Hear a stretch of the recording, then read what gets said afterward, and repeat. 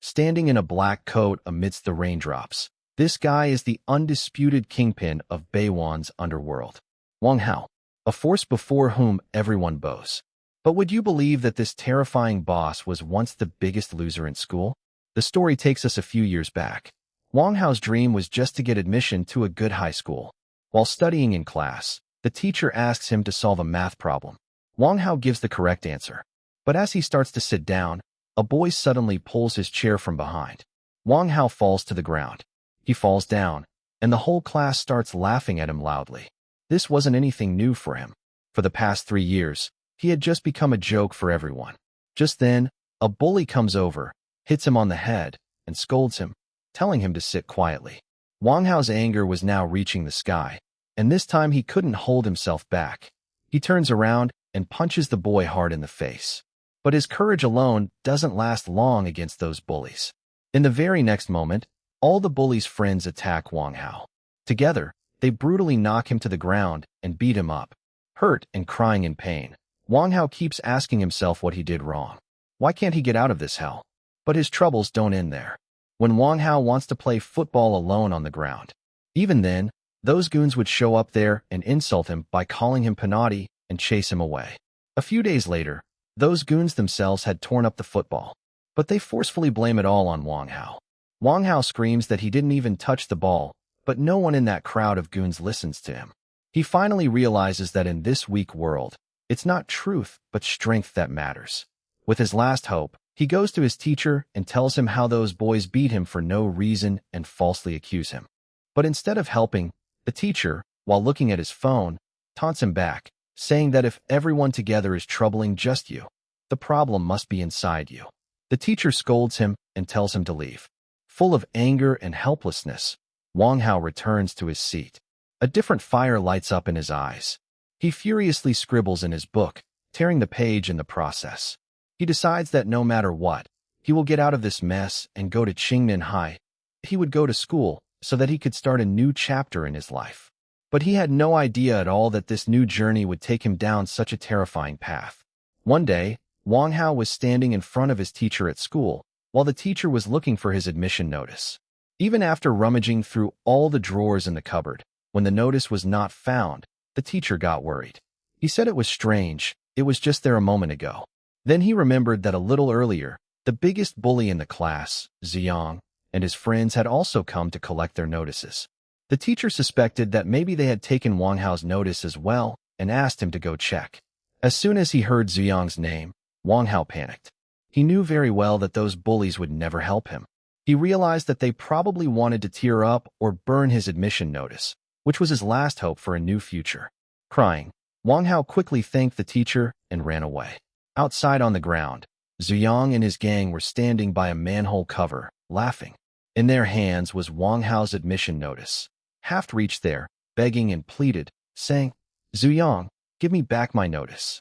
But Zuyang teasingly raised the notice high into the air and said, "If you have the guts, try to snatch it." All the boys started clapping and mocking Wang Hao because, being short in height, he couldn't reach it. Seeing his last hope slipping away like this, Wang Hao was completely broken. Tears flowed from his eyes, and he started crying with folded hands. He begged, "Zuyang, I'm begging you. Please give me back my notice." Seeing his helplessness, everyone laughed even harder. Zuyang took the opportunity to make a condition. He lowered the notice close to the ground and with a really wicked smile said, "If you kneel in front of me, I'll give this back to you." Wang Hao had no way out. To escape this hell, he put everything on the line and knelt near the gutter cover.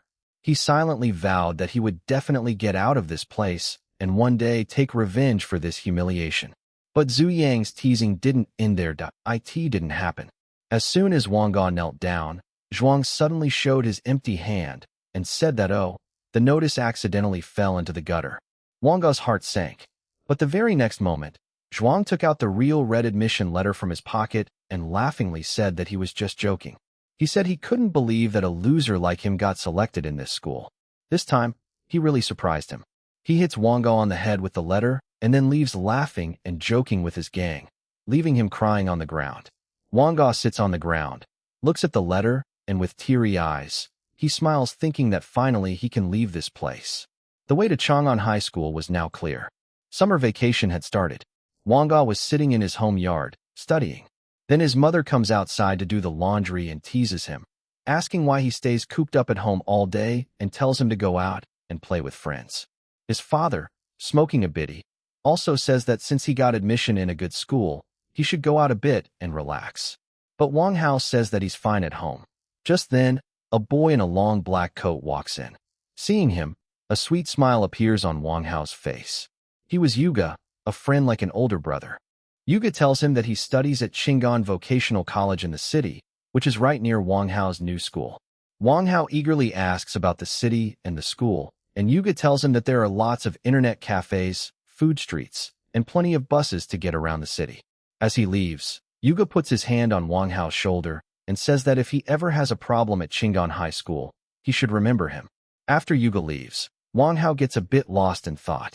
He remembers that in middle school, a boy had promised to protect him like that too, but later started asking for protection money. Wang Hao thinks that Qinggan High School is a top-level school. What kind of trouble could happen there? All the kids there must be there to study. Forgetting his old bad times, he gets ready for a fresh start. And finally, the first day of school arrives. Wang Hao stands at the bus stop with his parents, carrying heavy bedding and luggage. When the bus arrives, his mom quickly pushes him inside so that they won't be late for registration. Inside the bus, Wang Hao feels a bit embarrassed because his parents are carrying so much stuff. When they all reach Shanganan High School, Wang Hao's dad sheds tears seeing the magnificent school building. His mom asks the lady at the counter where freshman Wang Hao's hostel room is. The lady tells her to go to building number 3, room 203, and that the bed is already there, so there's no need to bring the luggage. Hearing this, his dad feels a little disappointed that they carried so much stuff all the way for no reason. His mom sends Wang Hao inside first and tells him she will drop the luggage back later and come to meet him. Wang Hao enters his new class, gives his introduction with a smile to everyone, and makes friends with children named Jiangsheng and Lina, who are very friendly. Then his eyes fall on a very beautiful girl sitting in the class. There is a girl wearing a pink jacket. Wang goes up to her and introduces himself. The girl, with a very sweet smile, tells him her name is Shashu. Just then, an announcement comes on the school speakers that all the new students should gather in the ground with their stools. Seeing the opportunity, Wang asks Shashu if he can help her carry her stool. Shashu says thank you, and both of them walk towards the ground together.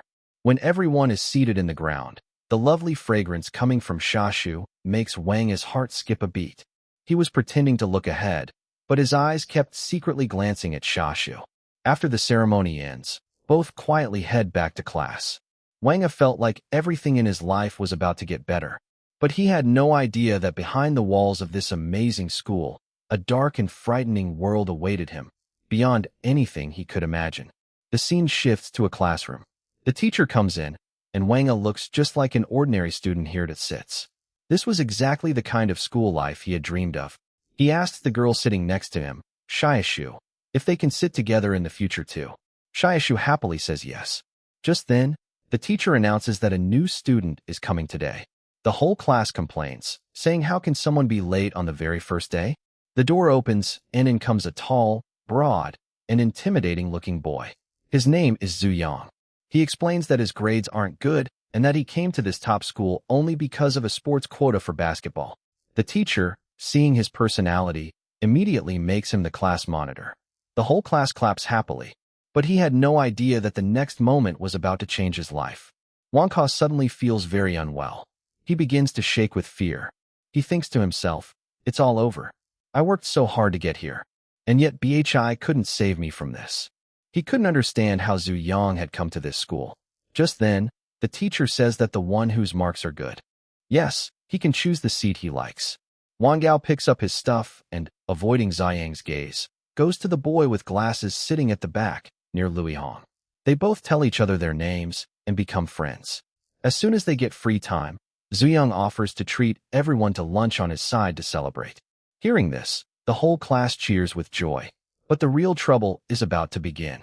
Zhuang suddenly points his finger at Wang Kao and says in front of everyone, "Accept him."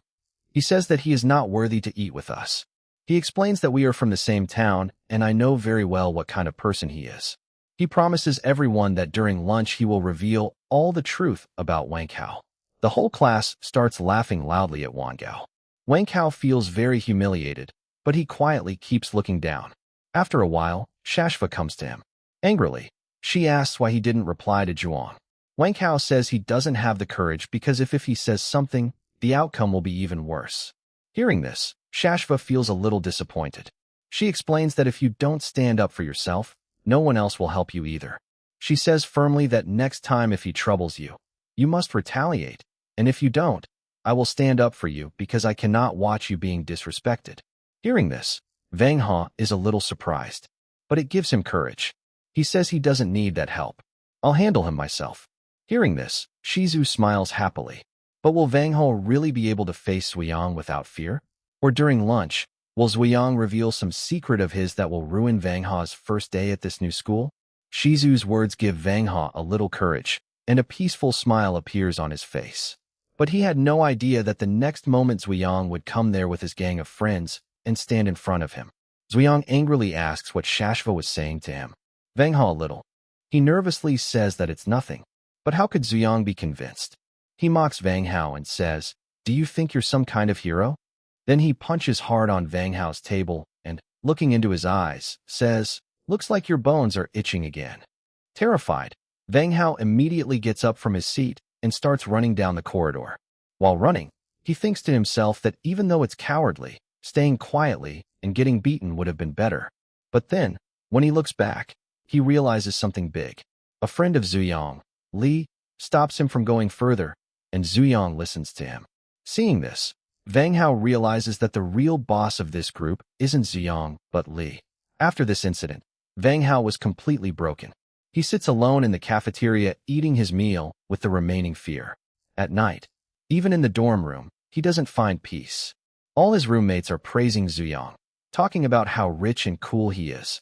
One of the guys laughs and says that Zuyang had Wang Hao's secret has been revealed. He shares that he was the most bullied and cowardly boy in Wanga Middle School, and now even here the class monitor isn't going to let him off. Hearing insults about himself from his own friends, Wang Hao quietly lies on his bed. Tears start rolling from his eyes. He asks himself why he is so cowardly. Will anyone come and save him from this hell? But suddenly, his fist clenches in anger. Wiping his tears, he decides that no more. No one else will come to save him. He will have to save himself. And this is where the story takes a new turn.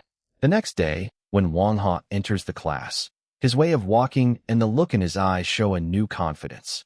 Ziyang smirks at him, as if thinking he'll be his prey again today. But Wang Hao, without any fear, quietly goes to sit with his friend Jihong. Jihong also notices that Wang Hao seems a little different today. But before long, the class chaos starts again. The teacher is teaching on the board, and Ziyang sitting at the back is having fun. He is eating chicken. He deliberately starts throwing fake chicken bones at Wang Hao. One bone falls straight on Wang Hao's head. In front of the whole class, Ziyang starts laughing loudly at him. This time, Wang Hao's fear turns into anger. His blood starts boiling, and gripping his pen tightly, he thinks, "Don't force me." He is about to get up in a fury to teach Ziyang a lesson when the teacher loudly shouts, "Keep quiet in the class." Because of this, Wang Hao stops. After class ends, Shashu comes over to Wang Hao worriedly and asks if Yung has bothered him again. Zuyang is standing right behind them, watching them angrily. But this time, there is no sign of fear on Wang Hao's face. With a calm and confident smile, he says, "It's okay, I'll deal with him myself. Just watch." Seeing this new fearless side of him, both Shashu and Zuyang are surprised. And to tease Ziyang even more, Wang Hao lovingly starts stroking Shashu's head in front of everyone. Sitting at the back, that bald bully was eating chicken very comfortably and glaring at them angrily. As soon as the class ends, the hero gets up from his seat. He quietly picks up a heavy pot placed near the window. Seeing his action, the entire class and that girl were shocked. Before the bald bully could even realize what was happening, the hero suddenly hits him right in the face with the full force of the pot. The pot breaks badly, and the soil starts flying in the air. The hero doesn't stop there. In anger, he kicks over a desk to the side and attacks that bully.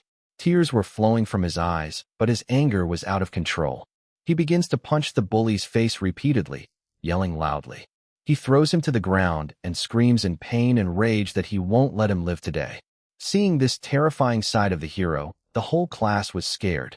Then the other boys come forward and somehow manage to hold the hero and pull him back.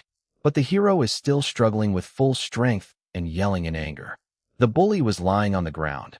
Blood was coming out of his mouth, and he was completely in shock because he had never even imagined in his dreams that the hero would turn around and strike so brutally.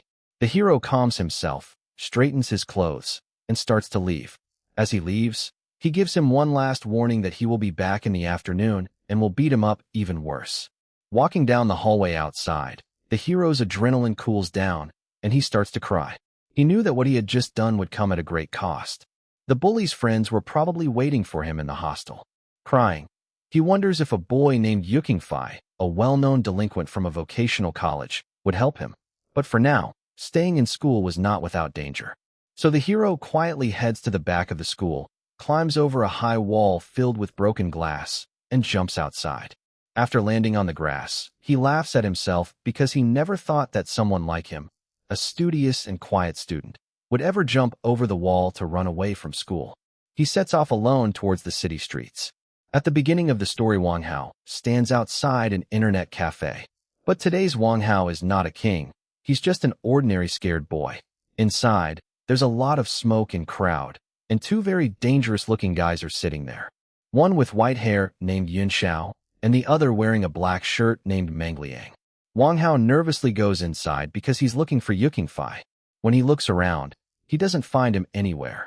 He goes to the counter and asks the cafe boss if he's seen Yukingfi from Chang'an School.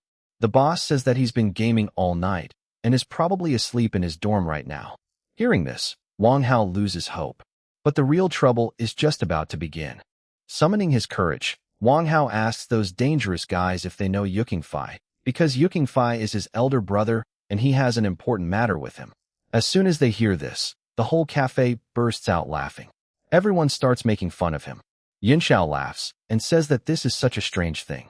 Who here doesn't know Yukingfi? His reputation is so huge in the whole school that everyone knows his name. Seeing everyone laughing like that makes Wang Hao angry. He speaks with a touch of attitude, saying, "If you know, just tell me straight out. Otherwise, I'm leaving." Yin Xiao finds his antics amusing. He asks, "What kind of trouble have you gotten into? Did someone beat you up?" Wang Hao replies with great innocence, "Not yet, but I'm definitely going to get beaten up by this afternoon." Hearing this, all the boys present burst into loud laughter again. Wang Hao pleads with them to tell him quickly, or else he won't stand a chance of escaping unscathed today. Seeing his state, Meng Liang feels sorry for him and agrees to take him to Yukingfi. The two leave the cafe and start walking. On the way, Meng Liang asks what the matter is.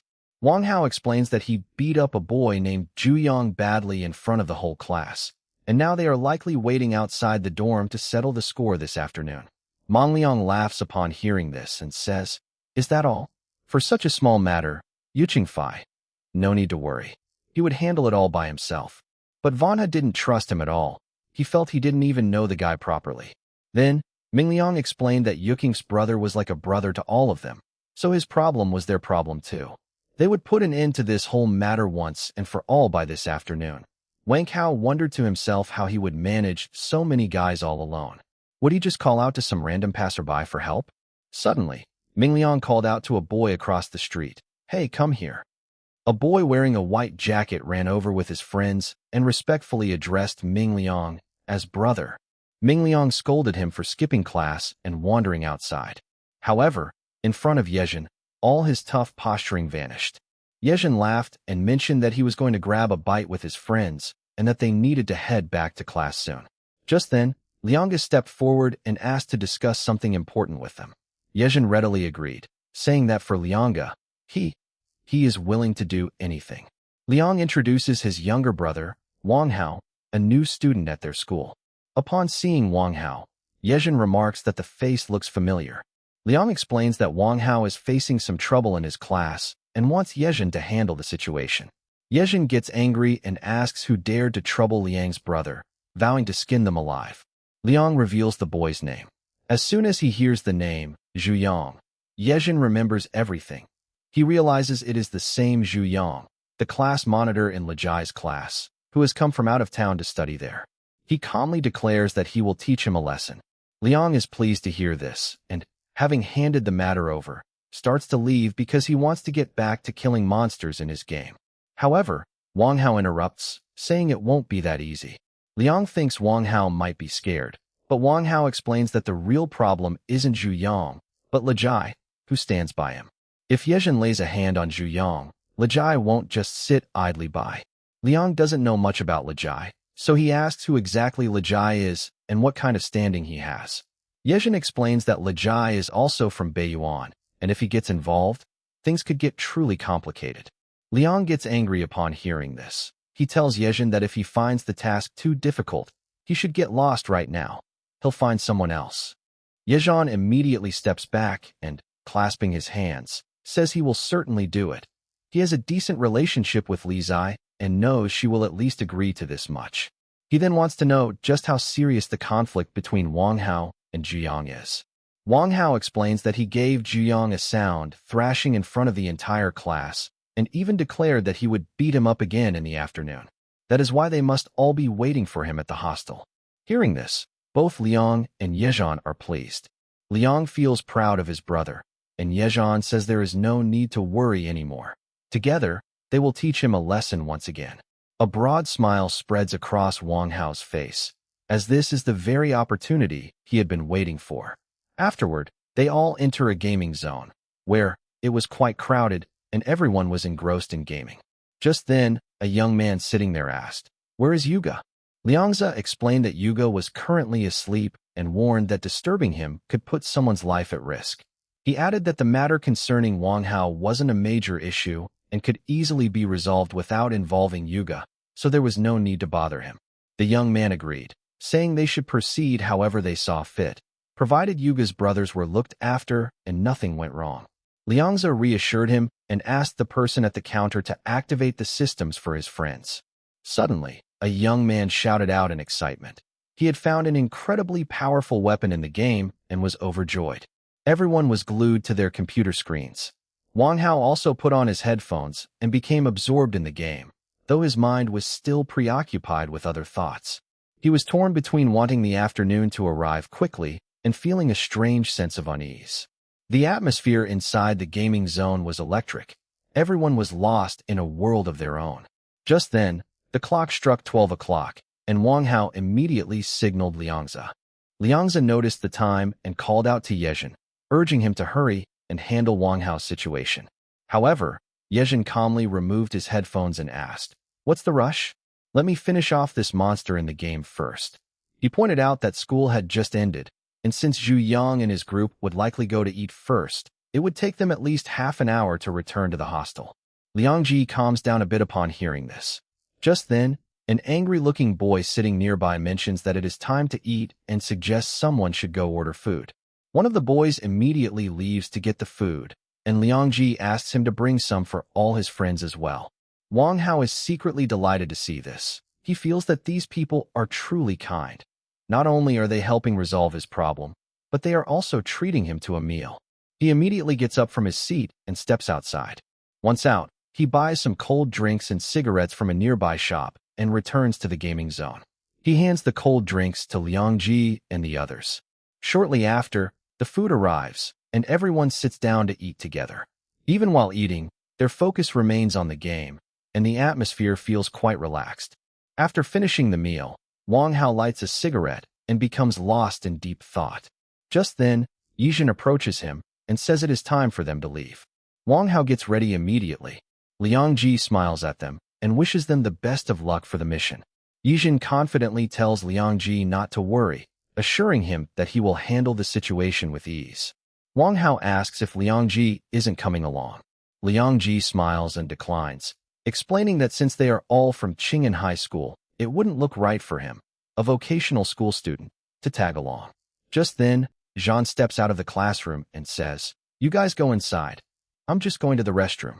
After this, as soon as Wang Hao opens the door to his hostel room, he is stunned by the scene inside.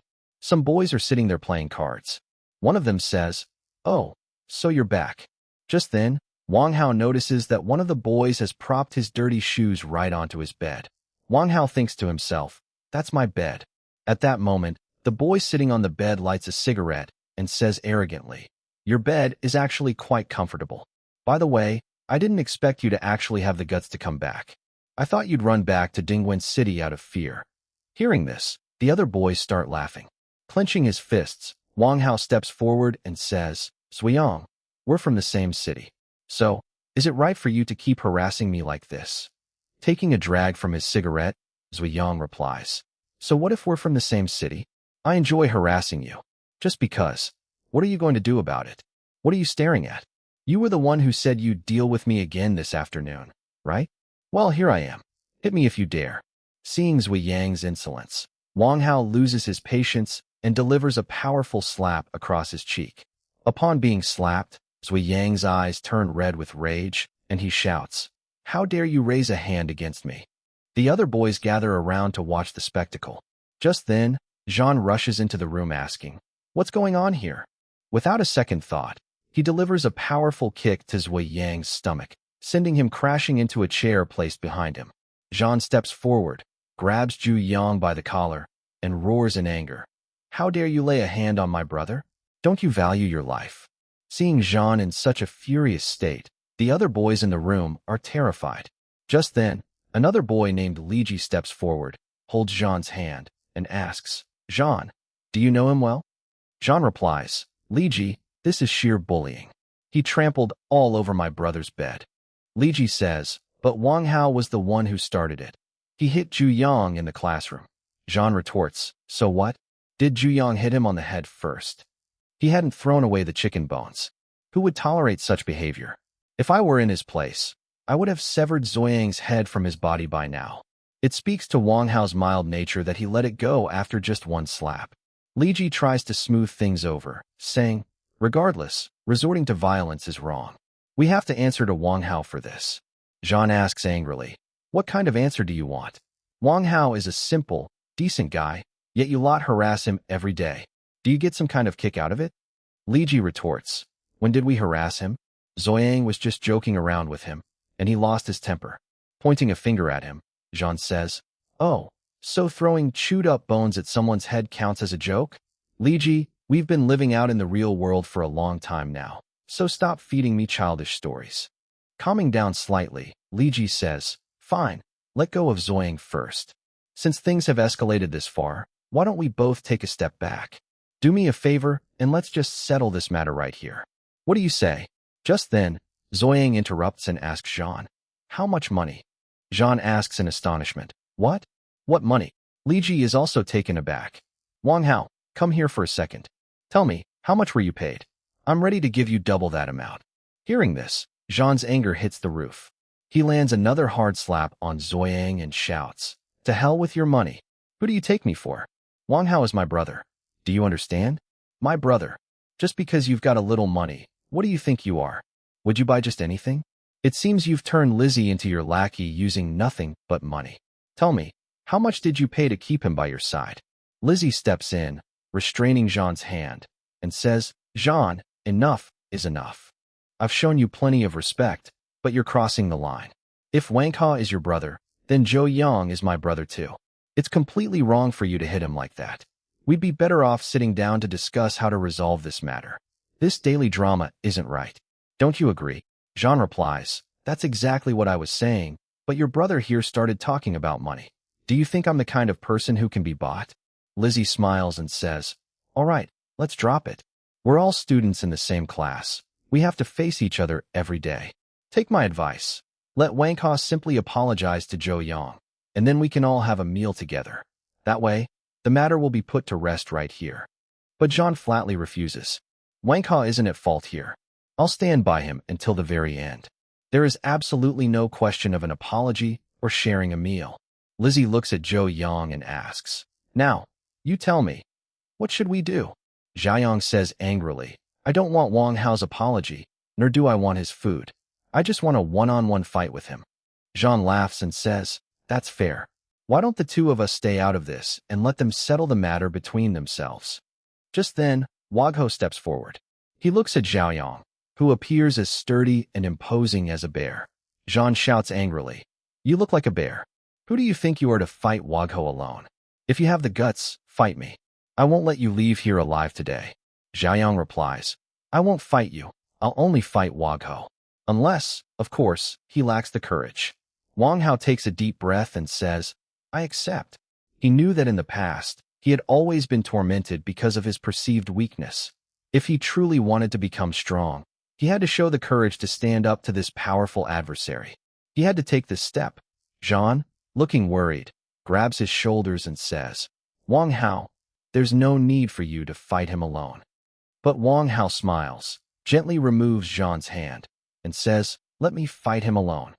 The two boys stand facing each other in the middle of the room. Everyone else steps back. Jean comes forward to set the rules of the fight. First rule, no hair pulling. Second rule, no scratching each other's faces. And the third rule, no kicking in the private parts. Understood. Xiaoyang cracks his knuckles and gets ready. Jean says, "Then begin." Wagho gathers all his strength and throws the first punch at Xiaoyang. But in reality, Wang Hao is still on the ground, was down, and Zhu Yang was raining punches on him. Wang Hao tried to stop him by grabbing his leg, but a furious Zhu Yang kept attacking relentlessly. Wang Hao was crying out in pain, yet there was a strange fire in his eyes. He had resolved not to give up, no matter what. Suddenly, summoning all his strength, Wang Hao slammed Zhu Yang to the ground. Now it was his turn. Wang Hao began raining punches on Zhu Yang's face, refusing to stop until blood started flowing. This was a monumental moment for him, a moment he had waited years for. After venting all his pent-up rage, Wang Hao collapsed onto the ground. He felt as though it was all finally over. But the real story was only just beginning. Zhu Yang's friends couldn't accept this at all. They stepped forward in anger, but just then, Yejian blocked their path. He stands up. Zhu Yang's friend angrily asks why they were stopped while Zhu Yang was getting beaten up. Yejian smiles and tells them that if they wish, they can all fight him together. However, he adds that they lack the guts to lay a hand on Wang Hao, because he is Minglang's brother, and the moment that name is mentioned, silence falls over the room. Minglang was a name no one here dared to cross. Zhu Yang's friends break into a cold sweat out of fear. They realize that if they do anything today, they won't be walking out of there on their own 2 feet. They immediately urge Zhu Yang to quietly accept defeat. Poor Zhu Yang, who had been acting like the big boss just moments ago, is now trembling with fear. Helplessly, he bows before Wang Hao and apologizes. He tells Wang Hao to let the matter rest there, promising never to be so bold again. Wang Hao is suddenly flooded with memories of the past. How Zhu Yang had humiliated him by dumping food on his head in front of everyone and forced him to kneel on the ground. How could he forget 3 whole years of humiliation with just a single sorry? Tears well up in his eyes again. But this time, they are not tears of pain, but of revenge. And then, Wang Hao does something that leaves everyone present absolutely stunned. He tells them that if they want, they can still fight. Then, he pulls out a large piece of chicken and does exactly what Zhu Yang had once done to him. He places the sauce-covered chicken on Xiaoyang's head, and the sauce begins to drip down onto his face. Xiaoyang is left speechless. He simply stands there in silence, enduring the humiliation. Wang Hao approaches him and quietly asks, "What did you think? That a mere apology would suffice? You still owe me for that knee injury." The arrogance of Xiaoyang and his friends has been completely shattered. Wang Hao orders them to leave in a firm, commanding voice. Without uttering a single word, they quietly walk away. Afterward, Wang Hao moves to the window. He looks at the other students standing there and, with a faint smile, says, "Sorry I couldn't put on a show for you." The calm expression on his face clearly signals that the old Wang Hao is gone. But what new storm would this beginning of the new Wang Hao bring into his life? The boys in the dormitory are nervous, claiming their intention was to defuse the situation, not escalate the fight. Yet, Wang Hao calmly states, "I'm leaving. You guys can stay here." The students are stunned to hear this. Wang Hao smiles and asks, "Do you think I'm a fool? I'm not stopping you because I need to leave." With that, he walks out of the room with great confidence. As he passes through the hostile corridor, students peek out from every room to watch him. Gone is the timid Wang Hao of the past. Once outside, Jean approaches him and asks, "How did it feel? Did you enjoy the revenge?" Do you think I'm petty or small-minded? Wang Hao asked Yi Zhan with a laugh. Not at all. Retaliation was justified. He got exactly what he deserved, Wang Hao said, taking a deep breath. But I still feel a bit strange about it. The idea of being a thug had never been part of my life before. The two left the school campus and headed straight to an internet cafe. The atmosphere inside was electric. Ming Liang was sitting in his gaming chair, playing with intense focus. As soon as Wang Hao walked in, Ming Liang immediately noticed the large bruise on his face. He stood up angrily, grabbed Yi Zhan by the collar, and shouted, "What is this? How did Wang Hao get hurt? I told you to look after him, didn't I?" Yi Zhan said nervously, "Liang, it's not my fault." Wang Hao insisted on a one-on-one fight with Jiao Yang. Wang Hao stepped forward and stopped Ming Liang, saying, "Liang, it's not Yi Zhan's fault. I wanted to fight. And look, this injury of mine is nothing. Jiao Yang is in much worse shape. His face is completely covered in blood." Hearing this, Ming Liang calmed down a bit. He placed his hand on Wang Hao's shoulder and said, "All right, don't worry about it. No one will bother you anymore." A little later, Ming Liang took Wang Hao aside and gave him some advice. "I spoke to Yuga. He said you're a good guy, but people often take advantage of you. That's why you should build good relationships with your classmates. You never know when you might need someone's help." Wang Hao nodded and returned to the classroom. As soon as he entered, all eyes were on him. When he reached his seat, the bespectacled boy sitting next to him, Lu Jihong, whispered, "Wang Hao, Yang has threatened all of us, saying he would beat up anyone who spoke to you. That's why we were scared." Wang Hao was about to say something when Xia Xue, the most beautiful girl in the class, walked over.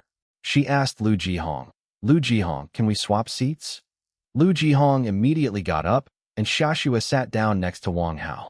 She noticed the injury on Wang Hao's face and said with a smile, "Hey, not bad. You did an amazing job." Wang Hao felt a bit shy. Xia Xue continued, "News has spread throughout the school that you are Liang's brother, so you have proper backing now. But I don't understand how you put up with those thugs for so long." Wang Hao found himself wishing that this girl were his girlfriend. He just kept smiling. Just then, Lu Zonggong leaned in from behind and whispered into Wang Hao's ear, "Brother, Xia Xue is the goddess of our class. Even Zui Yang is crazy about her, yet she only has eyes for you. People used to say you were lucky, but now they realize you aren't just an ordinary guy." Wang Hao looked in surprise at Xia Xue, who was still speaking to him affectionately. The classroom was quiet, but Wang Hao's mind was anything but calm. He noticed some boys sitting behind him whispering to one another. He thought to himself, "Well, if they don't bother me, I'll just ignore them. I just want some peace." Just then, Xia Xue slid a small, folded piece of paper toward him. Wang Hao opened it to find the message, "Did you finish that book yesterday?" accompanied by a smiley face. Wang Hao smiled at Xia Xue, who blushed and smiled back. However, this tranquility was not destined to last long. Wang Hao was summoned to the teacher's office.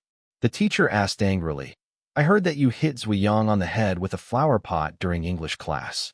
Wang Hao cleverly lied. "Sir, that's not true. Zui Yang and I are both from Dongguan Town. We just had a minor misunderstanding, but it's been resolved."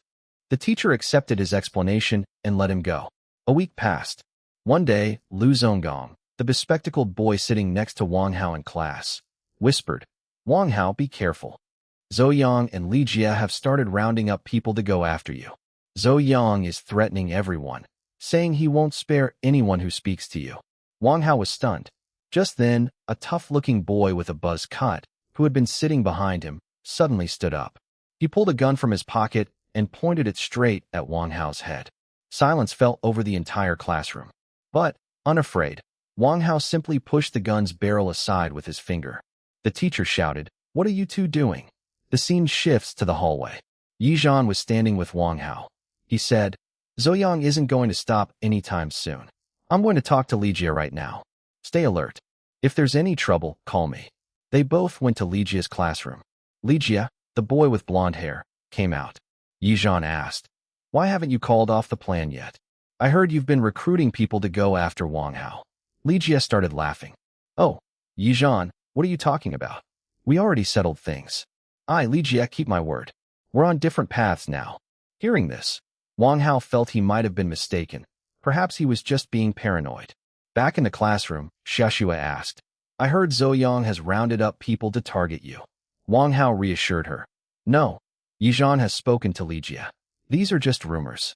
Xiaxue said, That's good, but take care of yourself. Little did he know, however, that the real storm was yet to come. Suddenly, the classroom door burst open. A heavily built guy with white hair and a black leather jacket walked in. There was anger in his eyes. He shouted, Who is Wang Hao? And strode straight toward Wang Hao's desk. A boy pointed him out. Without saying a word, the muscular guy delivered a powerful kick to Wang Hao's desk. Wang Hao fell to the floor. The muscular guy stood over him and planted his heavy boot on Wang Hao's hand. He shouted, How dare you? Who laid a hand on my brother? Everyone knows Zoyang is my, Hongli's, younger brother. The entire class was shocked. Even Li Jie was stunned. Lying on the floor, Wang Hao thought to himself, I didn't even know Zoyang had an older brother. Hongli spoke angrily. My brother came here to Qingnan High School to study in peace. That's why he didn't tell anyone we were related. But that doesn't mean you get to bully him. And when he was in trouble, why didn't he call me? Legay stepped in and said nervously, Brother, take this 1,000 yuan. Let's just end this. Hongli ignored him. He planted his boot on Wang Hao's face and said, Money isn't everything in this world. Sometimes, might makes right. Wang Hao was groaning in pain. Only one thought was running through his mind. I am so weak. I can't do anything. I just have to wait for Yizhan to arrive. Just then, the classroom door burst open, and Yizhan came running in. His eyes fell upon Wang Hao lying on the ground, and he was shocked. He finally realized that Hongli, the muscular guy in the leather jacket, was actually Zhaoyang's older brother. Lying on the floor, Wang Hao thought it was all over. His luck had run out. Yizhan immediately tried to reason with Hongli. Brother, this is Wang Hao. He's Mengliang's sworn brother. There was just a small misunderstanding between them. But Hongli was furious. He shouted, Misunderstanding? Did I ask you to mediate, or did I tell Wang Hao to throw chicken bones at my brother? With that, he punched Yizhan so hard that he fell straight to the ground. Yizhan groaned in pain, but he looked at Wang Hao and whispered, Brother, I'm sorry. I can't cover for you today. Hongli was just about to risk his life when Legay suddenly jumped in. Flustered, he said, Legay, stop. Legay didn't know that Zoyang is your brother. Otherwise, he would never have done such a thing. Hongli shoved Li Jie aside and advanced towards Wang Hao. Just then, Yi Jian, who was lying on the ground, grabbed Hongli's boot to prevent him from reaching Wang Hao. Angrily, Hongli asked, You're still protecting him? Summoning his courage, Yi Jian said, Li Jie, perhaps I'm doing this for your own good. You might be able to ignore Minjiang, but crossing the power backing them could prove difficult for you. Hongli laughed loudly and said, It's simple. Zhaoyang is my brother. If someone hurt him, I'm definitely going to exact revenge. Even if Meng, throat-clearing sound, Liang or Yushishao themselves showed up here, I wouldn't back down. Just then, a new character entered the classroom, wearing a golden jacket, sporting long, stylish hair, and a confident smile. It was Suxio Bai. Hongli asked in surprise, Brother Suxio, what are you doing here? Suxio Bai smiled and said, A friend sent me to see if I could put in a word for Wang Hao. Hearing this, Wang Hao, lying on the floor, realized this was the work of Yukingfei, Yuji. He thought to himself, It seems Yuji knew trouble was coming. Yi Jian breathed a sigh of relief and made a request to Suxio Bai. Suxio Bai told Hongli, This time, I've been sent by someone whose request I can't refuse. Hongli, do me a favor and let's settle this matter. Hongli thought it over and agreed, as he owed Suxio Bai a favor. He said, Fine, I won't beat him up today, but I need 1,000 yuan by noon tomorrow. Xiaxue approached Wang Hao and whispered, Anyone who gets beaten by Hongli usually ends up spending a week in the hospital. You saved your life by paying up, consider that a win. With that, he walked away. As he left, Hongli warned Wang Hao, If you go near Ziyang again, I'll kill you. After the gang left, Xiaxue and Yizhan helped Wang Hao up. Xiaxue asked anxiously, Do you have the money? Should I lend it to you? Wang Hao refused, saying, No, I have my own way. It was evening, and Wang Hao and Yizhan were walking along the road outside the school. Wang Hao was still thinking about the beating he had received from Hongli, but Yizhan's attitude was completely different. Smiling, he said, "Man, what's the big deal about getting beaten up? Is there any guy who hasn't taken a beating at some point since childhood? For people like us, it's practically a daily routine." Wang Hao was surprised by how open-minded Yizhan was. Yizhan explained, "No matter how powerful we look now or how we throw our weight around in the high school corridors, the truth is we all started exactly where you are now. Everyone has had to take a beating. Look at Li Jiao. He's been beaten up so many times since childhood, and even now, a new fight could break out at any moment." Yizhan continued, "Not everyone has backup. My life was the same way. I moved forward by taking hits at every step. I gradually gathered my own people and started beating others, and only then did people begin to respect me. Some people break under this pressure, while others become even tougher." Wang Hao kept thinking about what Jian had said. He reflected on how 3 years of bullying in middle school had made him weak and timid, but Jian's words had ignited a new ray of hope within him. Jian had said that getting beaten up wasn't the main issue. In fact, they should consider themselves lucky that Su Xiaobai had shown up.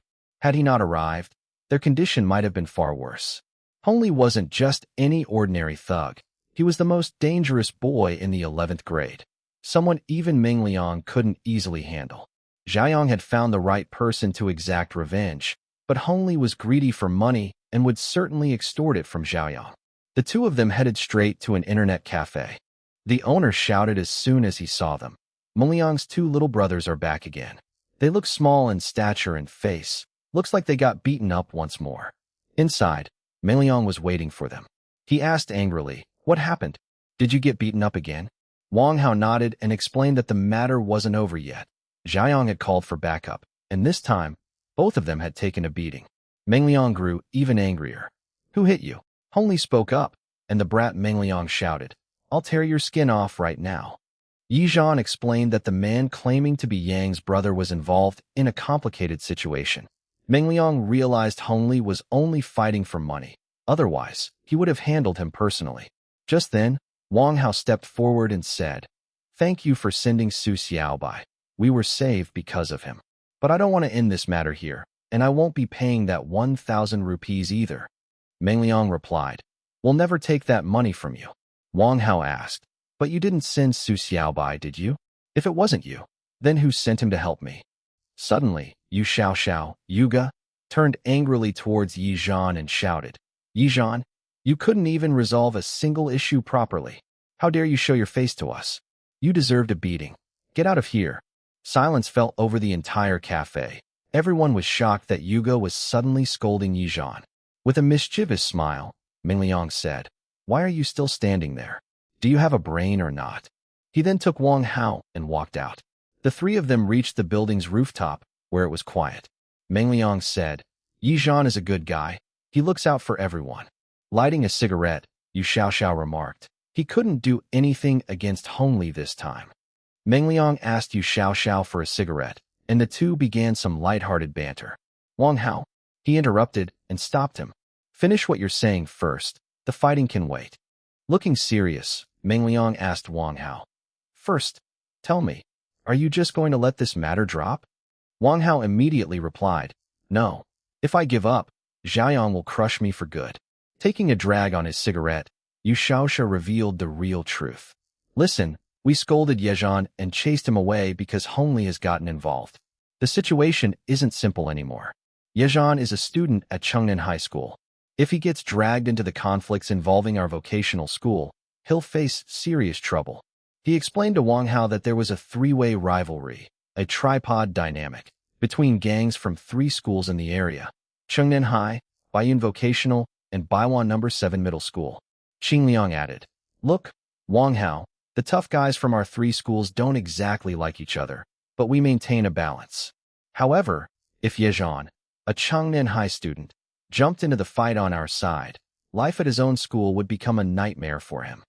That's why they had deliberately scolded and chased Yezhan away in front of everyone at the internet cafe. It was all an act to make the people at Chengnan High believe the vocational school crowd had rejected him, thereby saving his reputation." Wang Hao was stunned to hear this. He realized how sensible these guys were and that they genuinely cared about Yezhan. Placing a hand on Wang Hao's shoulder, he said, "If you don't want to give up, we're with you. From now on, you're our brother." Hearing this, tears welled up in Wang Hao's eyes. For the first time, he felt that he had real friends. The next morning, the three of them were walking along the road. Mijiang told Wang Hao to head to class and assured him that he would handle Hongli and Zuyang. Wang Hao smiled and set off for school. When Wang Hao entered the classroom, the class monitor, Zuyang, immediately stood up. He said angrily, "Wang Hao, you are late. As the monitor, I have to punish you. You must write a 5,000-word essay and read it out in front of the entire class." Wang Hao calmly looked at him and said softly, "Ziani, Mom, thank your mother." Loud laughter erupted across the classroom. Xia Xue and the others started laughing. Zhaoyang turned red with anger and shouted, "You insulted me." Wang Hao stepped forward, walked to the window, and picked up a heavy flower pot containing a clivia plant. He approached Zhaoyang and asked, "Do you think I didn't crack your head open properly last time? If you ask me to write an essay, I'll smash this flower pot right onto your head. Tell me, what should the essay be about?" Zhaoyang began to back away in fear. Just then, the boy with the blonde hair stepped in, pulled Zhaoyang back, and made him sit down. "Class monitor, sit down. Don't disturb the class." Zhaoyang sat down quietly. Wang Hao put the plant back. Suddenly, the boy with glasses approached him and said, "Brother Hao, you looked so cool today." Wang Hao was astonished. He thought to himself, "When I was a quiet, well-behaved boy, no one called me brother. But now that I fight, curse, and threaten people, they call me Brother Hao. This world has truly gone mad." Upon entering the classroom, Wang Hao noticed that Zhaoyang, who used to bully him, was avoiding eye contact and looking nervous. Wang Hao realized that Zhaoyang was likely afraid of him now. Smiling, Wang Hao walked towards Zhaoyang. The boy wearing the shirt with the skull design immediately stood up, looking ready for a fight. But Wang Hao calmed him down, saying, "Don't worry. I just came to have a word with Zhaoyang." Wang Hao told Zuyang to let their friend Hong Li know that Yu Xiao had invited both of them to an internet cafe after class. Just then, Xia Xue, the girl in the pink jacket, stepped forward and asked Lu Zheong, the boy with glasses, to swap seats so she could sit next to Wang Hao. As soon as she sat down, she asked Wang Hao, "Is your face still hurting?" Wang Hao smiled and replied, "No, everything is fine." Xia Xue remarked, "I really didn't expect your bones to be so tough. The way you challenged Zuyang was quite impressive." Then, out of curiosity, she asked, "By the way, how do you know Meng Liang and Yu Xiao? Did you pay them to help you?" Wang Hao denied this and asked, "Do you know Yu Qingfei?" Xia Xue was astonished to hear this and said, "Yu Qingfei? He lives in my neighborhood. He's a legend." She then explained the gang hierarchy of the entire area to Wang Hao. She mentioned that there were 3 schools involved: Chengnan High, the vocational school, and Beiyuan No. 7. Each school had its own leaders, such as Liaogo, Meiji, and Zhuado from Chengnan, and the 7 dragons and 6 phoenixes from Beiyuan No. 7. But Yu Qingfei was the most famous of them all. She explained that Yu Qingfei had risen from nothing to become the king of the vocational school in just 1 year. What was most remarkable was that he was an outsider, a student from elsewhere, yet he had defeated local thugs to secure the top position. Even Meng Liang and Yu Xiao worked for him.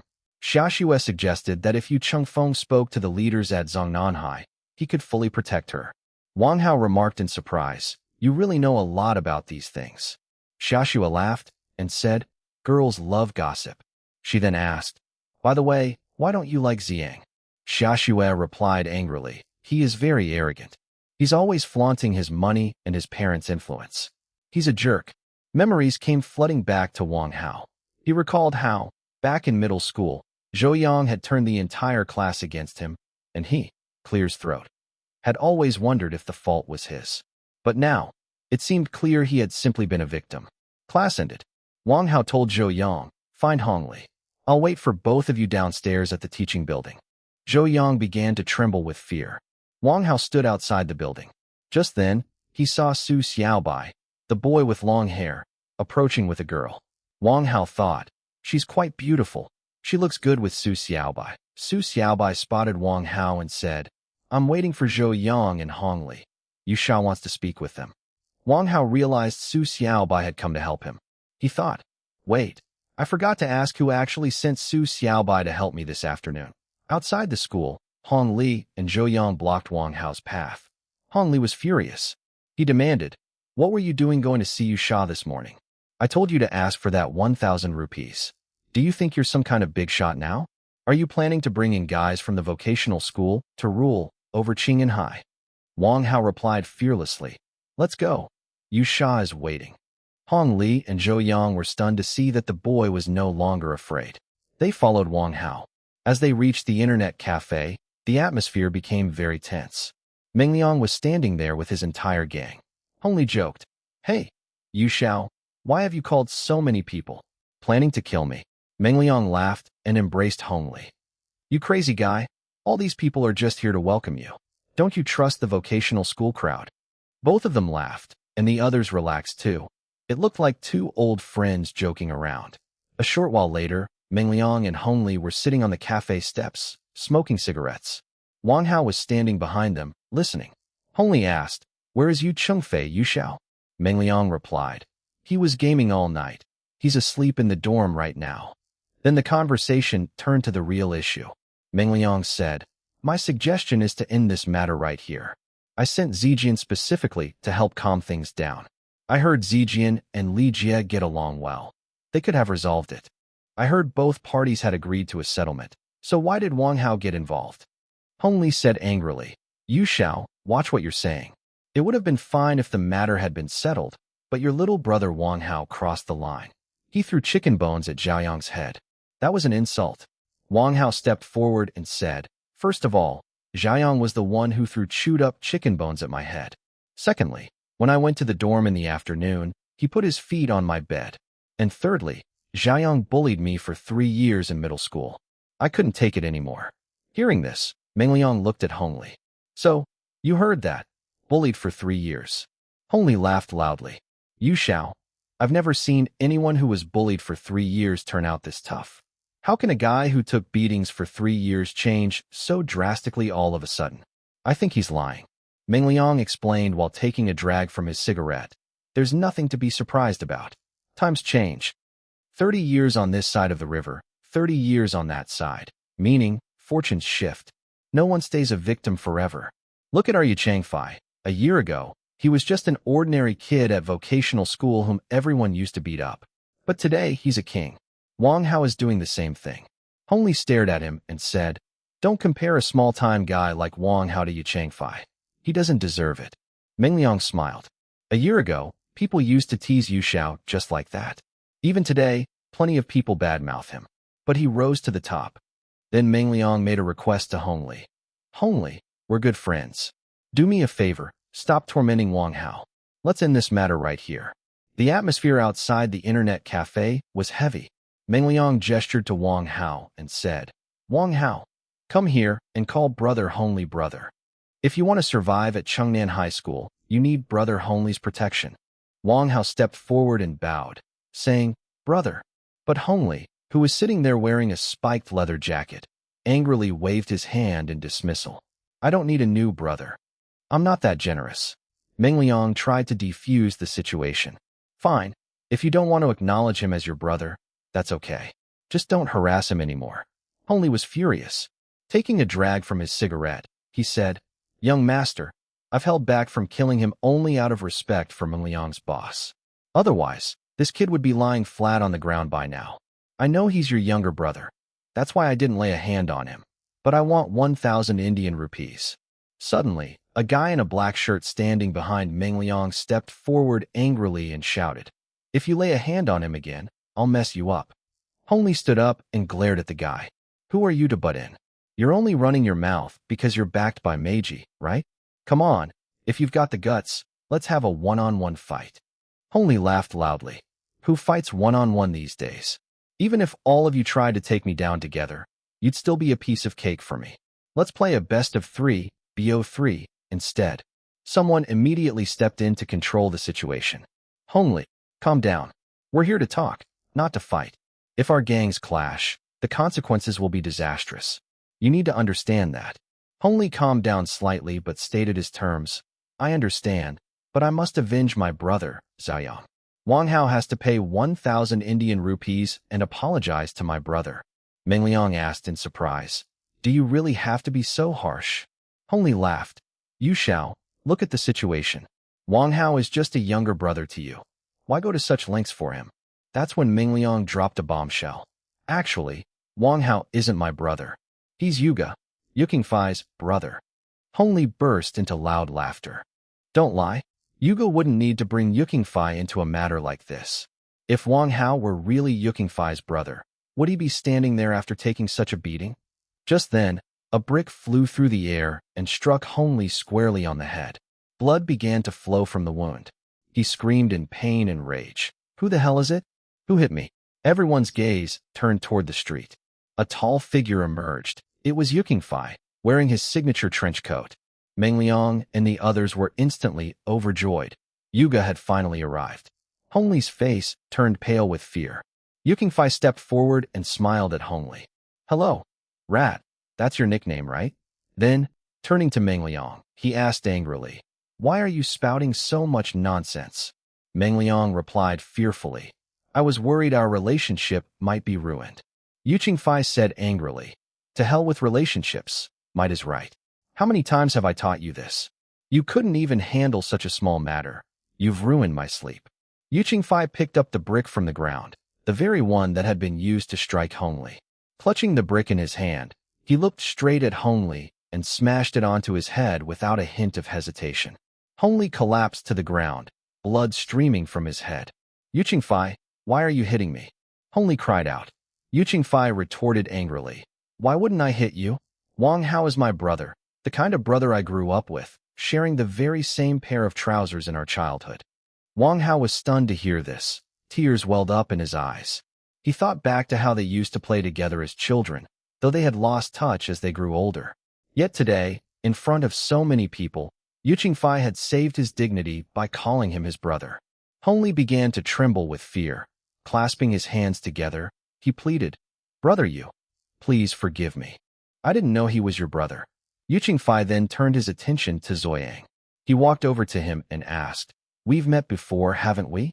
I hit you once before, didn't I? Wang Hao was shocked. He finally realized that Yukingfei had beaten Zoyang in the past as well. Yukingfei asked Zoyang, Tell me, why did I hit you back then? Zoyang broke into a cold sweat. Trembling, he replied, You told me never to trouble Wang Hao again. Wang Hao was taken aback. He realized that Yukingfei had. I had warned Zhaoyang about this months ago. But even after that, Zhaoyang bullied me even more. Yukingfei said angrily, It seems you didn't heed my advice. He picked up another brick from the ground. Do you still have anything to say? Zhaoyang wept and said, We are from the same town. Please don't hit me. Yukingfei replied, Bullying Wang Hao is tantamount to a death sentence. Terrified, Zhaoyang cried out, I made a mistake. Please let me go. Yukingfei asked, What's the problem? Did I not hit you hard enough before? Or have you grown too bold? Saying this, he smashed the brick straight into Zhaoyang's face. Zhaoyang was so terrified that he wet his pants. Everyone standing there began to laugh at him and point fingers. Yukingfei turned to Wang Hao and said, See? He bullies you because he isn't afraid of you. If you want to change this situation, you have to teach him to fear you. Understand? For the past 3 years, while he was bullying you, I imagined beating him up thousands of times in my head. But sadly, that was just a fantasy. Wang Hao stepped forward and took the brick from Yukingfei's hand.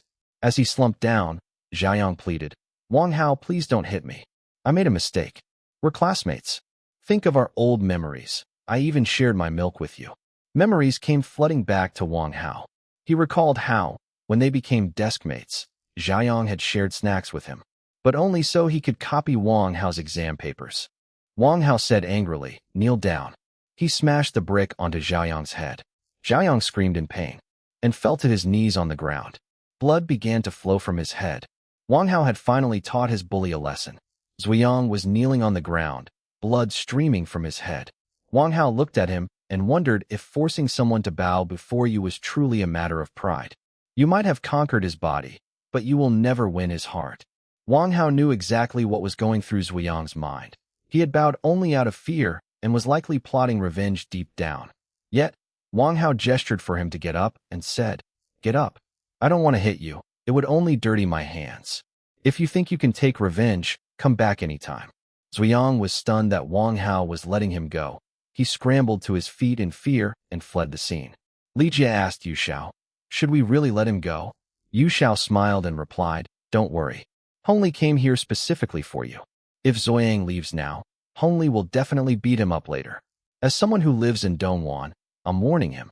Then, Yasha turned to Wang Hao, placed a hand on his shoulder, and asked, how was it? You feel relieved, right? Wang Hao smiled and said, I feel so much relief. Thanks for today, brother Yu. Yasha replied, oh, you silly guy, brothers don't say thanks to each other, do they? He then asked, by the way, had you ever hit Zoyang before? Wang Hao looked confused. Yasha explained, your mother told my mother that you were being bullied at school. So, in a fit of anger, I tracked Zoyang down, dragged him into an alley, and gave him a good thrashing. I warned him not to bother you. Suddenly, it all made sense to Wang Hao. He thought to himself, so that's why Zoyang bullied me even more after that. He took out his anger and humiliation on me. Yasha said angrily, I guess I didn't hit him hard enough back then. No matter, our schools are close now. If you run into any trouble in the future, just come straight to me. Suddenly, Yasha remembered something and panicked. Hey, where did everyone go? Who's going to level up my game account? I told them my account had to stay online 24 hours a day. Meng Liang calmed him down, saying, don't worry, brother Yu. I've already spoken to Lala Zhang, and he's grinding, leveling up, right now. Yu Xiao breathed a sigh of relief. He told Wang Hao, I'm not angry with you this time, but next time you run into someone like Hong Li, just pounce on him without a second thought. I'll take responsibility for the rest. I'm here to handle things, after all. Everyone burst into laughter. Meng Liang apologized to Wang Hao for not handling the situation well. Wang Hao said it didn't matter. Everyone had looked out for him, and Su Xiaobai had even stopped Hong Li. Yu Xiao asked about Su Xiaobai and advised Wang how to maintain a good relationship with him, as his help might be needed in the future. Then, Yu Xiao suddenly asked Wang Hao a serious question. Wang Hao, when you picked up that flower pot to hit Yang, did you think about what you would do if you didn't find me there? Wang Hao answered honestly, yes, I thought about it. If I hadn't found you, I would have gone straight home and transferred schools. At least I wouldn't have had to endure bullying for the next 3 years. Yu Xiao patted Wang Hao on the back and said, well done, you have the courage of a real man. Just then, Meng Liang noticed that Yu Xiao was dozing off while standing. He shook him, and Yu Xiao snapped back to reality, saying, I was just taking a quick nap. His friends joked that brother Yu had an amazing talent for sleeping while standing up. Yu Qingfei suddenly snapped to attention, looking as if he had just woken up from a sleep. He asked in surprise, wait, I was in the dorm, wasn't I? How did I get here? Meng Liang and the others were left astonished. Yuga, you've been standing here for half an hour, he said. You were the one who beat up Hong Li and Zoyang, after all. Wang Hao was confused. He wondered if Yuga had forgotten everything they had just discussed. But Yu Qingfei smiled and said, I was just joking. I heard everything. I was just thinking. Then, he revealed his real plan, one that would leave everyone stunned. Yu Qingfei said, My Ji, Hong Li's boss, is currently in jail. He won't be able to get out for 15 days. Everyone was shocked. Someone asked how he ended up in jail. Yu Qingfei laughed and explained, I paid a Liangpi stall owner to dump a whole bottle of chili into Mai Ji's food. Mai Ji flew into a rage and caused a scene, so the police hauled him away. Now, he'll be eating free meals in jail for the next 15 days. Wang Hao understood. That was why Yu Qingfei had beaten Hong Li so severely.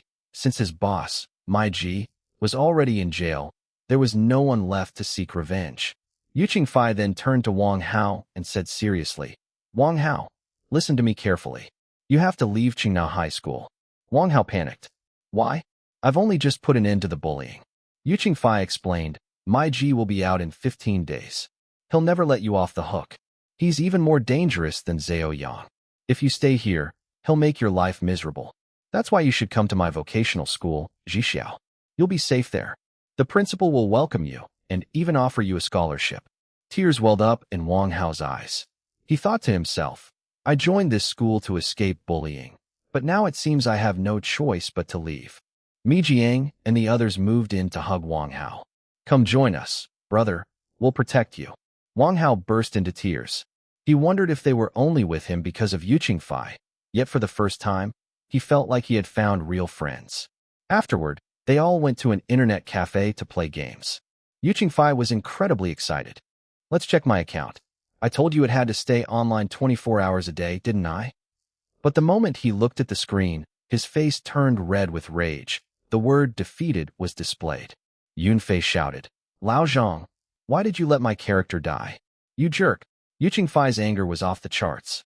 He grabbed the cafe owner, Lao Zhang, by the collar and gave him a rough shake. I trusted you so much. Why did you do this to me? Terrified, knowing just how important the account was, Lao Zhang pleaded. I'll provide compensation. I'll top up your membership with $50. Hearing this only infuriated Yu Qingfei further. Can I be bought with money? Lao Zhang immediately raised the offer. All right, $100. A $100 membership. Yu Qingfei's anger subsided. He smiled and said, All right, seeing your sincerity, I'll let it slide for today. Then, gesturing toward Wang Hao, he said, Transfer that $100 to my little brother Wang Hao's account. Wang Hao refused. No, brother Yu, I don't want the money. I need to get back to school. Yu Qingfei said, Come on, I'll drop you off. The two were walking alone along the road. Wang Hao said, Brother Yu, you should head back. I'll find my own way. Yu Qingfei spoke seriously. Wang Hao, I know. You don't want to leave Chinna High School, but you have to. The rival gang leader is currently in detention. He has 15 days left. After 15 days, he'll be out and will come for revenge. That's why you only have 15 days to arrange a transfer. Wang Hao nodded. Okay. Wang Hao was walking alone now. He thought, I'm used to walking alone, so I don't feel lonely. Instead, I find peace and can think about many things. He reached the school gate. He thought about how excited he had been when he first arrived, but he hadn't imagined that in less than a month, he would have to say goodbye. While eating in the cafeteria, he realized the food tasted like nothing. Am I overthinking things? He thought, I still have a few days left to eat here. He observed how carefree the other students were, having fun. Why can't I enjoy a normal school life like them? Why can't I live in peace? It was all because of Zhaoyang. If it weren't for him, I wouldn't have made it this far. I had provoked him, yet he wasn't willing to let me go. During the evening self-study session, Wang Hao stormed into the classroom in a rage. He kicked Zhaoyang directly, sending him crashing to the floor. Blood began to flow from Zhaoyang's head. Standing over him, Wang Hao shouted, Move aside, you bastards. Anyone who gets in my way today will end up just like Zhaoyang. He started beating Zhaoyang again. A thought crossed his mind. Asterisk, is this my comeback? The person who bullied me for 3 years is now helpless before me. Asterisk, back in the classroom, Xiaxue said to Wang Hao. At first, I thought you were a simple, quiet guy, but seeing your anger today has scared me a little. Wang Hao apologized immediately. Smiling, Xiaxue replied, It's okay. I still have a good impression of you. Just don't do this again. Acting a bit playful, Wang Hao tried to hold her hand. But Xiaxue stepped back slightly and said, Wang Hao, I didn't know you were like this. My opinion of you is changing. Just then, Teacher Jilaoshi entered the classroom. Seeing Zoyang with a bandage, he asked, Zoyang, what happened to you? Zoyang nervously lied. Sir, I fell down the stairs. The teacher scolded him for being so clumsy. Then, the teacher noticed Xiaxue sitting next to Wang Hao and asked, Xiaxue, what are you doing here?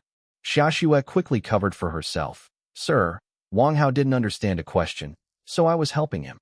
The teacher was delighted and said, Wow, helping others even during self-study time? Xiaxue, you truly are an ideal student. The 3 Good Students Award for this semester is yours. Then, the teacher called Wang Hao out into the hallway. There, he said sternly, Wang Hao, do you think I don't know anything? Early dating, puppy love, is strictly prohibited in school. Your behavior is far too blatant and open. When Wang Hao returned to the classroom, he was smiling. Xiaxue asked, What did the teacher say? Wang Hao whispered, The teacher thinks we're dating. Hearing this, Xiaxue blushed. Wang Hao thought to himself, I want to make Xiaxue my girlfriend. This feeling is growing day by day.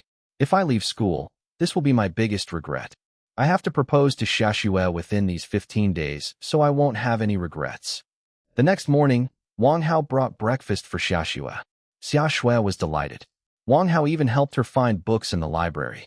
Meanwhile, Wang Hao noticed that Su Xiaobai was out with a new girlfriend every day. First Tang Xiao, then Li Aaron the next day. Wang Hao felt a twinge of jealousy. He thought to himself, I don't have a single girlfriend, yet Su Xiaobai is out with a new girl daily. Life is so unfair. While walking across the campus, Wang Hao ran into Su Xiaobai, who was with his new girlfriend. Wang Hao greeted him, saying, long time no see. He mused, Su Xiaobai has managed to get a new girlfriend in just a few days. It looks like I need to pick up the pace too. I really need to take things further with Xia Shui. Back in the dorm, Wang Hao shared his plan with his roommates. I'm going to arrange candles into a heart shape outside the teaching building. I'll hold a bouquet of roses, and you guys need to cheer loudly for me. His roommates were thrilled. That's a great idea. I'll handle the candles, and I'll be the loudest one cheering, one said. Wang Hao smiled to himself, thinking, oh well, I'm leaving Qing'an soon anyway, so I might as well create a little drama for the last time. It was night. A large heart made of candles glowed on the grounds, with Wang Hao standing in the center, holding a bouquet of roses. Students had gathered all around, and overhead, people were watching from the balconies, too. The students were scared. Getting caught meant certain suspension, and their parents might even be summoned. But Wang Hao didn't care. After all, he was leaving anyway. Wang Hao shouted loudly, Xiaxue, I love you. Please be my girlfriend. Just then, Xiaxue emerged, parting the crowd. She looked stunning in her pink blazer. Wang Hao's heart began to pound. Could there possibly be any greater joy in the world? He went up to Xiaxue and said, Xiaxue, you're here. We spend every day together, and I really enjoy it. Please be my girlfriend. I will love you so much. Suddenly, security, guards and teachers arrived. Hey student, public confessions aren't allowed here. Grab him and take him to the office. Xiaxue stepped forward and said, Wang Hao, thank you. You put so much effort into this. But Wang Hao panicked. But what? Xiaxue softly said, but I already have a boyfriend. Wang Hao was stunned. What? How is that possible? Wang Hao flew into a rage. He shoved the teachers aside and shouted, Get out of my way. Who is it? Tell me, who is it? His eyes had turned red with anger. Tell me, Xiaxue, who is he? Xiaxue started to cry and said, It's Su Xiaoyu. Wang Hao was shocked to hear this. Su Xiaoyu? What? He remembered the day Hong Li had hit him and Su Xiaoyu had come to his rescue. Wang Hao thought, I had assumed Yu Qingfei sent him, but maybe Xiaxue was the one who sent him. Otherwise, what business would a rich guy like Su Xiaoyu have with me? I was such a fool to think Xiaxue liked me. Compared to Su Xiaoyu, I'm nothing. It was all just a dream. I feel like laughing at myself. Wang Hao was taken to the office. There, a man angrily asked, Which class are you in? Wang Hao was sitting on the floor. He said in a sarcastic tone, You guess.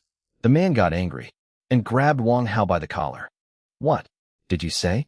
I'll give you 3 chances to guess correctly. Wang Hao said with a laugh. Are you going to expel me? Go ahead. That's what I want anyway. At the office, Wang Hao stated his case to the teacher. I want to join a vocational school. The teacher got angry. Have you lost your mind? That place is a den for thugs and hooligans.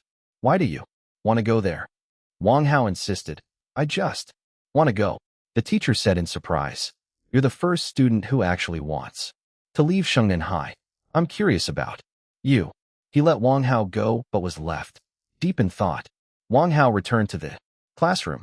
Xiaxue asked anxiously, Wang Hao, are you okay? Did the dean say anything to you? Wang Hao didn't answer. He simply sat down in his seat. His mind was racing with one thought. If she doesn't like me, why is she so worried? Does she see me as just a friend? Suddenly, he looked at Xiaxue and asked, Don't you have even a shred of love for me? Tears welled up in Xiaxue's eyes. She was frightened by his intense gaze. Please, don't look at me like that. You're scaring me.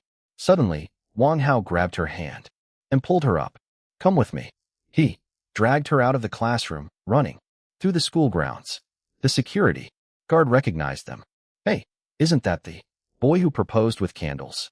They exited the school gate and headed straight for a lake in a nearby park. Wang Hao was panting. He stopped Xiaxue and proposed. Again, Xia Shui, be my girlfriend. I'll take really good care of you. Xia Shui refused. Wang Hao, I already told you I have a boyfriend, Wang Hao said angrily. Su Xiaobai, do you even know what kind of person he is?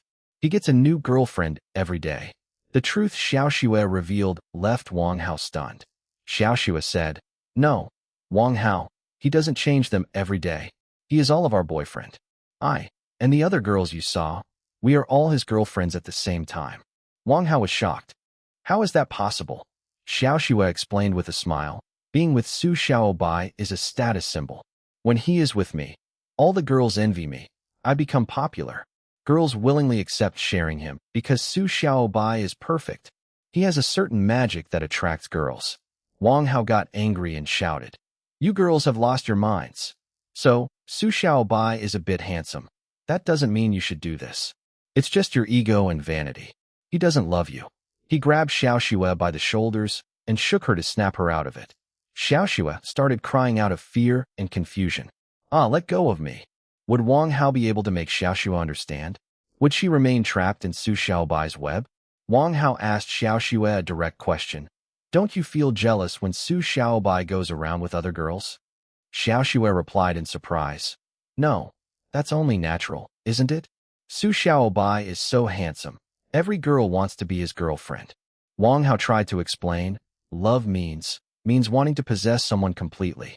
If you truly loved him, how could you bear the thought of him being with anyone else but you?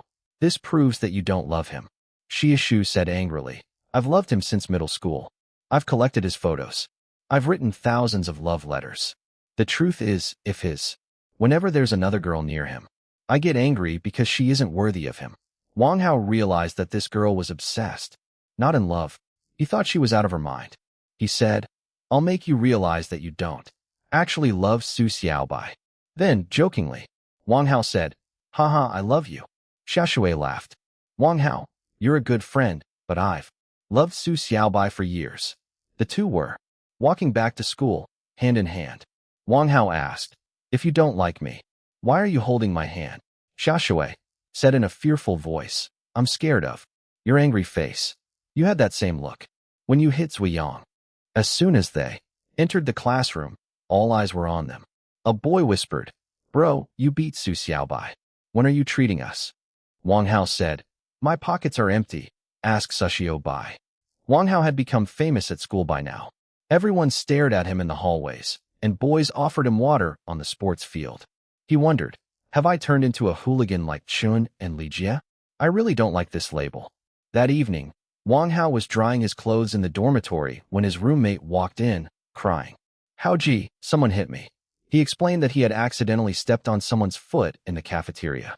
I didn't apologize. An argument broke out, and he dragged me into the bathroom and beat me up. He showed the bruise on his cheek. Look how hard he hit me.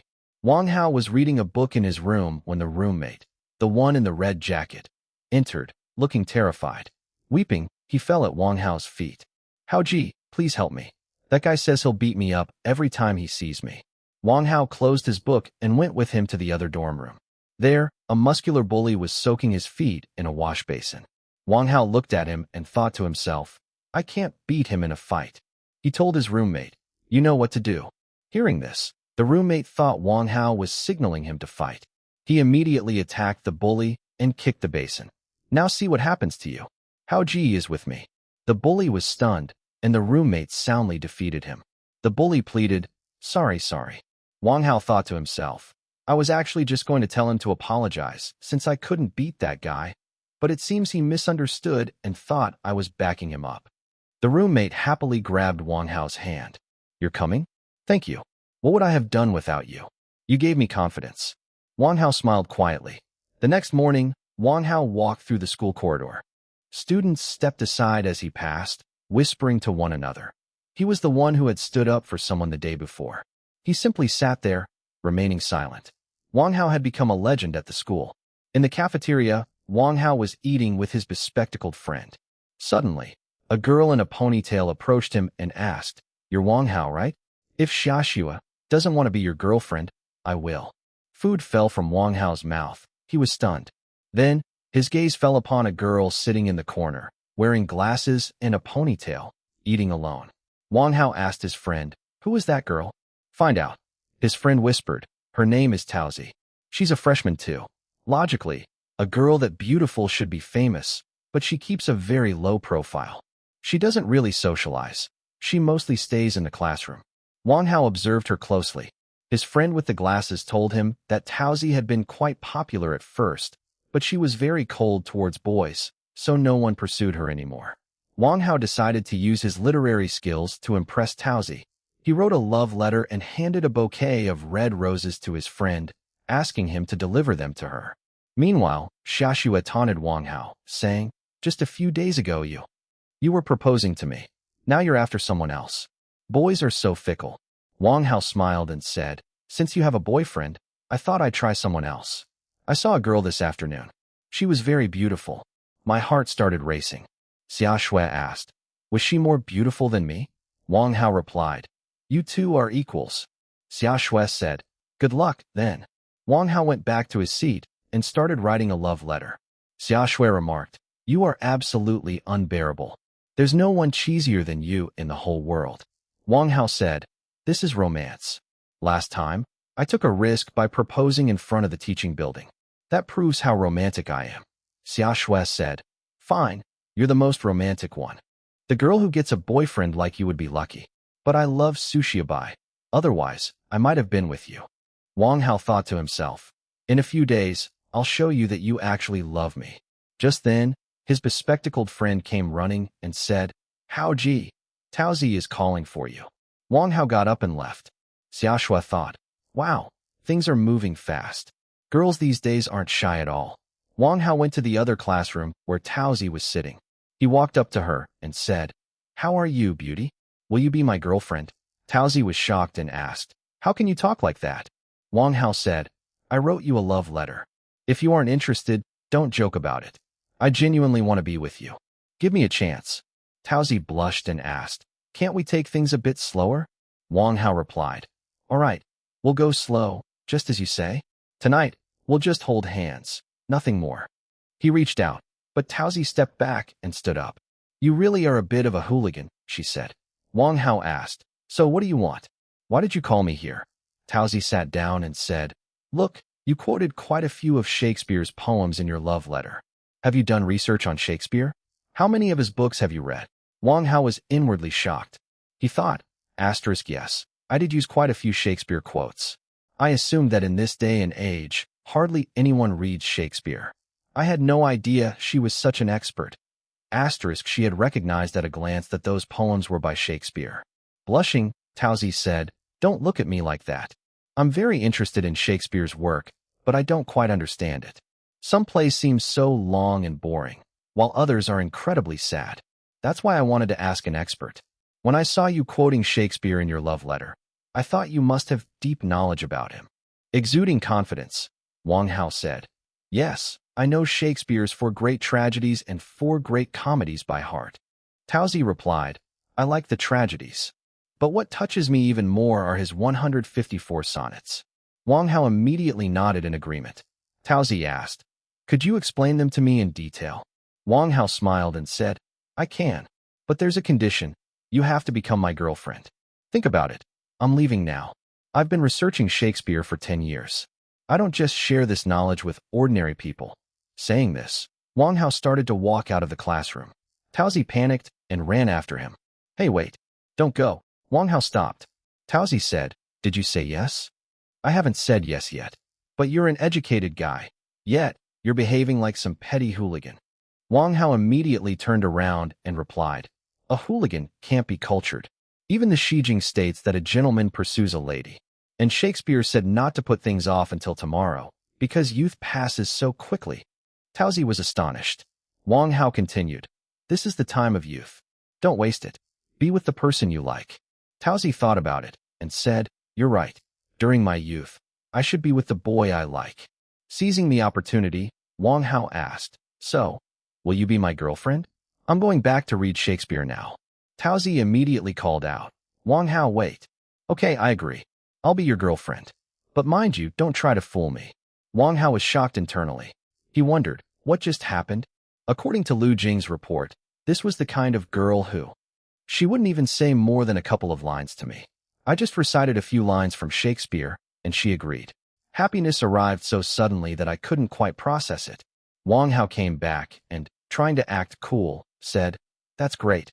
Now that you're the girlfriend of a cultured guy, we can discuss Shakespeare together." Taozi said, "But I've never been in a relationship before. I don't know what it feels like. Besides, you liked Xiaoxue, didn't you? You even proposed to her in front of the whole school. Why are you dating me all of a sudden? It feels a bit suspicious." Wang Hao tried to sound romantic. "I'm a romantic wanderer looking for a warm harbor. Love is like fire. If it isn't controlled, it burns the heart. That's why I need you to cool it down." Taozi was impressed. "Wow, you really use Shakespeare's words beautifully. You have a deep understanding of them." Wang Hao smiled and said, "Of course. I remember copying Shakespeare's poems back in middle school. The time Yang called me onto the stage and bullied me. His words are still stuck in my mind, even though I just hung my head in shame back then." In the classroom, Wang Hao was impressing Taozi with his knowledge of Shakespeare. He mentioned that he had memorized Shakespeare's 4 great tragedies and his sonnets. Taozi was deeply impressed and asked him to explain them in detail. That evening, Wang Hao walked Taozi back to her dormitory. As they parted, he affectionately stroked her hair and promised to pick her up for breakfast the next morning. Taozi happily agreed. Wang Hao felt wonderful deep down. The thought that someone was waiting for him at school gave him a distinct sense of warmth. When Wang Hao returned to his dorm room, his roommates crowded around him. Excited, they asked, "Hao Ji, did you ask Taoji out?" Wang Hao smiled and confirmed it. Teasingly, his roommates remarked, "Bro, just a few days ago you were crazy about Xiaoxue, and now, bam, a new girlfriend. You turned out to be a real player." Wang Hao just smiled. Later that night, the atmosphere in the dorm shifted. Yi Chun, the guy with silver gray hair and a varsity jacket, walked in. The other roommates, intimidated, quietly stepped aside or left the room. Yi Chun sat down next to Wang Hao and said gravely, "Meiji is coming back soon. He's not going to let you off the hook." Wang Hao wondered in surprise why Yi Chun had come there. He thanked Yi Chun for his concern and began to explain the situation regarding Yuan Xiao and Yu Qingfei, but Yi Chun stopped him. "Yi Chun," he said, "I know they just don't want to involve me because I'm still a student at Shagan." Then Yi Chun continued, "I've been in this delinquent world for a long time. I know who's real. Yuan Xiao and Yu Qingfei are from the vocational school, but among all 3 schools, they are the most loyal and righteous. That's why I work for them." Yi Chun added that news travels fast, and Wang Hao had now become the top figure at Qingna High. Wang Hao dismissed it as just a rumor or an inflated reputation. Yi Chun then issued a warning. "My gu is coming back. What are you going to do?" Wang Hao apologized and admitted he couldn't handle my gu. Yi Chun said, "I can't guarantee everything will be fine, but I can guarantee that if you run into trouble, I'll stand by you, even if it means getting beaten up alongside you." Wang Hao said that wasn't necessary, but Yi Chun insisted. "At first, I helped you because Magliang asked me to," he said. "But after getting to know you, I realize you're a good guy." Criticizing the other students from Shagan, Yi Chun remarked, "On the surface, they act like gentle, top-tier students, but deep down, they're hypocrites and beasts. Those vocational students, who are straightforward, are better than them." Then Yi Chun looked at Wang Hao and said, "But you're different. I can see you're a loyal person. You're my brother. This time, I'm standing by you of my own free will, not because I have to." The two of them shook hands firmly. It was a moment of strong brotherhood. Wang Hao got a bit emotional and started wiping away tears. Yi Chun laughed and said, Hey, we're men. Why are you getting so emotional and corny?" Back in the dorm, Yi Chun told Wang Hao that brother you actually wanted him to transfer schools. Wang Hao explained, "He says that if I stay in Chung Village, Meiji will beat me to death. That's why he wants me to go to a vocational school." Yi Chun agreed, saying, "Brother Yu is right. Staying in Chung Village isn't a wise decision. You really should go to the vocational school. Under Brother Yu's protection there, no one would dare lay a finger on you. But it's a shame. Now I get why you were so relaxed, chasing after girls because you already had a backup plan ready." Wang Hao replied, "I don't have a choice." As he was leaving, Yi Chun said, "Have some fun for a few more days until Meiji comes back. But it'll be hard to meet up after the transfer. So, Get the transfer sorted quickly to avoid dragging it out. Wang Hao thought to himself. I need to woo Xiaxue as soon as possible.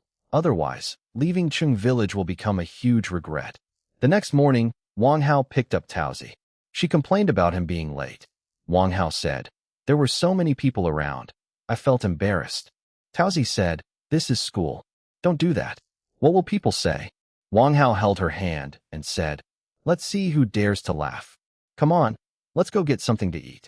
In the classroom, Wang Hao's friend praised him for a job well done and noted his impressive speed. Wang Hao thought to himself, I found true love this time. Xiaxue looked at Wang Hao, who was sleeping at his desk, and woke him up. Wang Hao asked why she had come. Xiaxue was excited. Can I share some good news? Tomorrow, I'm going to be Su Xiaobai's girlfriend for a day. Wang Hao said casually, that's great. Congratulations. Xiaxue asked, Wang Hao, does it bother you? Wang Hao replied, why would it bother me? I have a girlfriend too. You've seen Taozi? She's very beautiful. Xiaxue said sadly, but when I saw you with Taozi, it really hurt deep down. Wang Hao thought to himself, Xiaxue is jealous. That means she still loves me. He immediately took action and grabbed Xiaxue's hand. Be with me, Xiaxue. Xiaxue was confused. Wang Hao, I don't understand. I'm so confused. It really hurt when I saw you with Taozi. But maybe it was because you changed so quickly. Until yesterday, you were crazy about me, and now you're with someone else. It makes men seem so scary. None of them are reliable. Wang Hao got angry. This is interesting. It's fine for Su Xiaobai to get a new girlfriend every day. That's acceptable. It's fine for him to have so many girlfriends at once. But if I didn't get any warmth from you, am I not allowed to find a new love? You have such a double standard. Wang Hao continued. That's right. I am not as handsome as Soyabai, nor am I as graceful, nor do I have a charming smile like his. But this discrimination of yours is too much. Xiaxue, I am very disappointed with you. Truly disappointed. You are being completely unreasonable about this.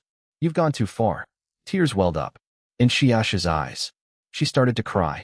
Wang Hao's anger melted instantly. Hey, don't cry. I didn't mean to say that. Please don't cry. He took out a tissue and handed it to Xiaxue. Fine, it's my fault. I shouldn't have said all that. Xiaxue wiped away her tears. Wang Hao walked away. His bespectacled friend arrived. What happened, Haoga? Wang Hao replied. What's it to you? Just let it be. Wang Hao was holding Taoji's hand in the park, and Xiaxue was standing in front of them. Tears welled up in Xiaxue's eyes. Weeping, she said, Wang Hao, I know I made a mistake. I love you. I want to be with you. Old memories came flooding back to Wang Hao. He remembered how Xiaxue had encouraged him to stand up to Zhou Yang, how she had gotten angry on his behalf, and how every smile of hers made him realize he could never forget these moments. Wang Hao let go of Taozi's hand and walked towards Xiaxue. Taozi watched silently. Wang Hao wiped away Xiaxue's tears and told her not to cry. Xiaxue embraced him and said, Wang Hao, you were right. I don't love Su Xiaobai. I was just with him because I enjoyed making other girls jealous. I want to be with someone who truly loves me and will stay by my side for a lifetime. Wang Hao hugged her tightly in return and said, when I saw you and Taozi together, it felt like 1,000 knives were cutting through my heart. I hadn't even realized when I fell in love with you. Tears welled up in Wang Hao's eyes as well. Xiaxue said, thank you for coming back. I won't be like that anymore. Wang Hao replied, that's good. That's good. Taozi felt sad watching this scene and walked away. Wang Hao watched her leave and felt a pang of guilt. He thought he would explain to Taozi later that he had only been with her to understand Shakespeare. Wang Hao asked Xiaxue, what about Xiaobai? Xiaxue replied, I'm not his girlfriend anymore. He has so many girlfriends. I was just one of them. I want to be with someone who truly loves me and will stay with me for life. Wang Hao smiled. He felt that today was his day. She had dealt 2 blows to Taoji. First, Taoji rejected her friend request, and now, Xiaxue had left her. Now, she could transfer without any regrets. The two returned to the classroom, hand in hand. Their classmates saw them and, in shock, began to cheer. Wang Hao announced to everyone, from today on, Xiaxue and I are together. Everyone clapped and shouted teasingly, let's run away together. Sitting at their desks, Wang Hao held Xiaxue's hand under the table. He wrote a note, don't worry. I used Taoji on purpose just to make you jealous. I'll explain it to her later. Xiaxue read the note and smiled. She wrote a reply. Yes, go see her after class. Taoji is very upset. It's obvious she likes you. Wang Hao wrote another note. The most important thing I had to do before transferring was to propose to you. That's why I staged that crazy scene with the candles. Would Wang Hao be able to make Taoji understand? And would he really be able to transfer? Wang Hao entered the classroom where Taoji was sitting. As soon as he approached, Taoji stood up and slapped him hard across the cheek. Wang Hao was shocked and clutched his cheek. There were tears in Taoji's eyes. Gathering his courage, Wang Hao took out his notebook and handed it to her. Taoji, here. I spent the whole day analyzing Shakespeare's works. He admitted his mistake. I'm sorry I used you just to make Xiaoshu jealous. In a mix of anger and pain, Taoji threw the notebook onto the floor. She shouted, Wang Hao, get out. I don't want to see you again. Wang Hao bent down and picked up the notebook. Overcome with emotion, he said softly, Taoji, I'm sorry. This is the only way. He walked out of the classroom. Thoughts raced through his mind. I don't hate Taoji, but Xiaoxue is the girl I love the most. I'm not someone like Suyabai who can handle multiple girlfriends. I can only be loyal to one girl. Night had fallen. Wang Hao returned to the classroom, where Xiaoxue was studying alone. Seeing his reddened cheek, she asked angrily, Did Taoji hit you? I'm going to talk to her right now. Wang Hao stopped her. Let it be. I'm fine. Let's go home. I've managed to settle everything with great difficulty. I don't want any more trouble. The two of them headed home. Wang Hao was happy, yet he was also worried about Taoji. Upon reaching Xiaoxue's house, Wang Hao handed her bag to her. Xiaoxue said, Is that all? You really are dense. Wang Hao understood. He affectionately stroked her hair and then kissed her on the lips. This was my first kiss, he thought. It felt amazing. Blushing, Xiaoxue ran up to her apartment. Wang Hao walked away, dancing with joy. However, he suddenly spotted Taoji standing alone under a street lamp outside the school, weeping. He was astonished. What was a boarding student doing outside the campus at night after self-study hours? He walked up to her and asked, Taoji, why are you here? In the classroom, Xiaoxue handed a note to Wang Hao. The note stated that he didn't need to transfer schools. She suggested she would speak to Su Xiaobai and Mai Ji to get them to stop harassing Yu Qingfei. Wang Hao read the note and reflected that money couldn't solve everything. Otherwise, Yu Qingfei wouldn't be in such deep trouble. He held Xiaoxue's hand to comfort her. Then, Wang Hao took out his notebook and began jotting down notes on Shakespeare's works. Xiaoxue asked, What are you writing? Wang Hao explained that these were Shakespeare notes for Taozi. She needed them. Xiaoxue felt a pang of jealousy. Angrily, she said, I'm so upset, yet you're still thinking about Taozi. She got up and walked away. Wang Hao reflected on the fact that he loved Xiaoxue and was happy with her. However, Taozi was his first intellectual soulmate, someone with whom he shared a matching interest in literature. He thought he would convince Xiaoxue later. Wang Hao went to the teacher and asked for a transfer application form, explaining that it was his family's decision. The teacher gave him the form. Then, Wang Hao went to the internet cafe where Yuga was gaming and showed him the form. Yuga signed in the space meant for a parent or guardian and jokingly said that if the teacher had any doubts, Wang Hao should leave a phone number so the teacher could call. Wang Hao returned to the classroom and finished his notes. Xiaoxue came back and asked if the task was done. Wang Hao said yes, adding that the notes were to reassure Taozi. After tonight, they would be able to be together properly. Wang Hao told Xiaoxue to go home, but she refused, saying, No, I have a boyfriend now. I'll wait for you. Wang Hao insisted it was getting late and told her to go home. He then took his notebook and left the classroom. In the hallway, he saw Taozi standing near the door. She stepped forward, stopped him, and placed her hand on his chest. Give me a chance to explain, she said, looking emotional. Then, she ran back into the classroom while the other students watched. He met Taozi later that night. She was crying. She said, Wang Hao, you have a girlfriend now, so you can't touch me. She pushed his hand away. She explained that she had been heading back to the dorm, but saw him walking Xiaoxue home. She had followed him, and when she realized the two of them were dating, she stopped. However, she didn't want to go back to the dorm, so she had waited there for his return.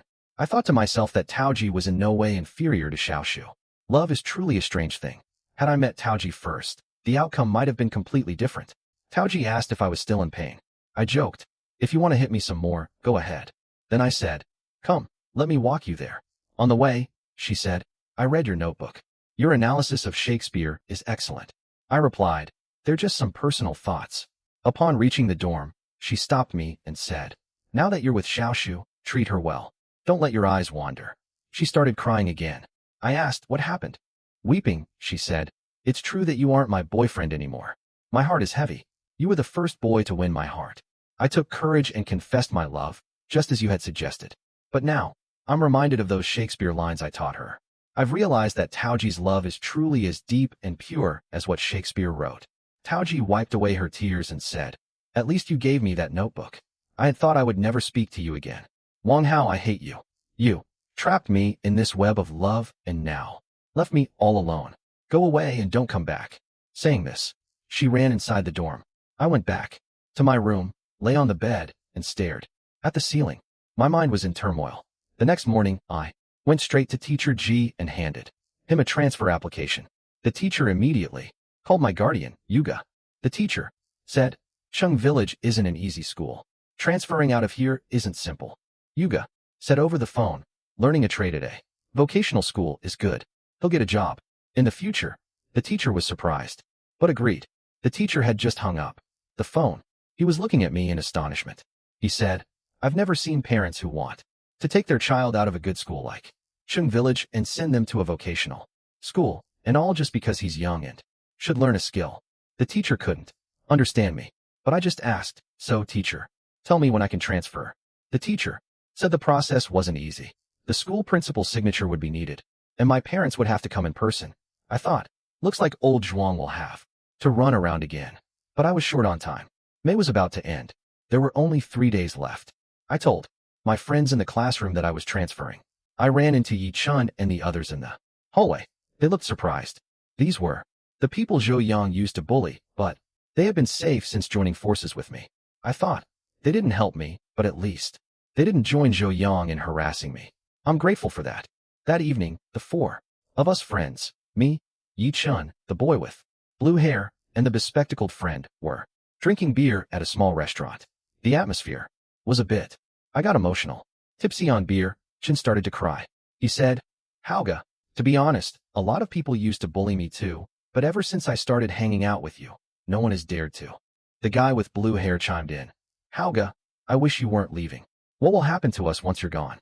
We'll become targets all over again." My bespectacled friend added, "Apart from you, no one in class respects me." We drank beer together and hugged. On the way back, we were completely wasted, leaning on each other and singing De He Xiang Tong Yu, A River Flows East. We were happy, even though we were parting ways. But suddenly, some people blocked our path. It was dark, but I recognized that face, my G. He was holding a baseball bat. He struck me right on the head with it. Whack! My head split open, and blood began to flow. He shouted, "Go to the vocational school and call Yuga." I collapsed to the ground.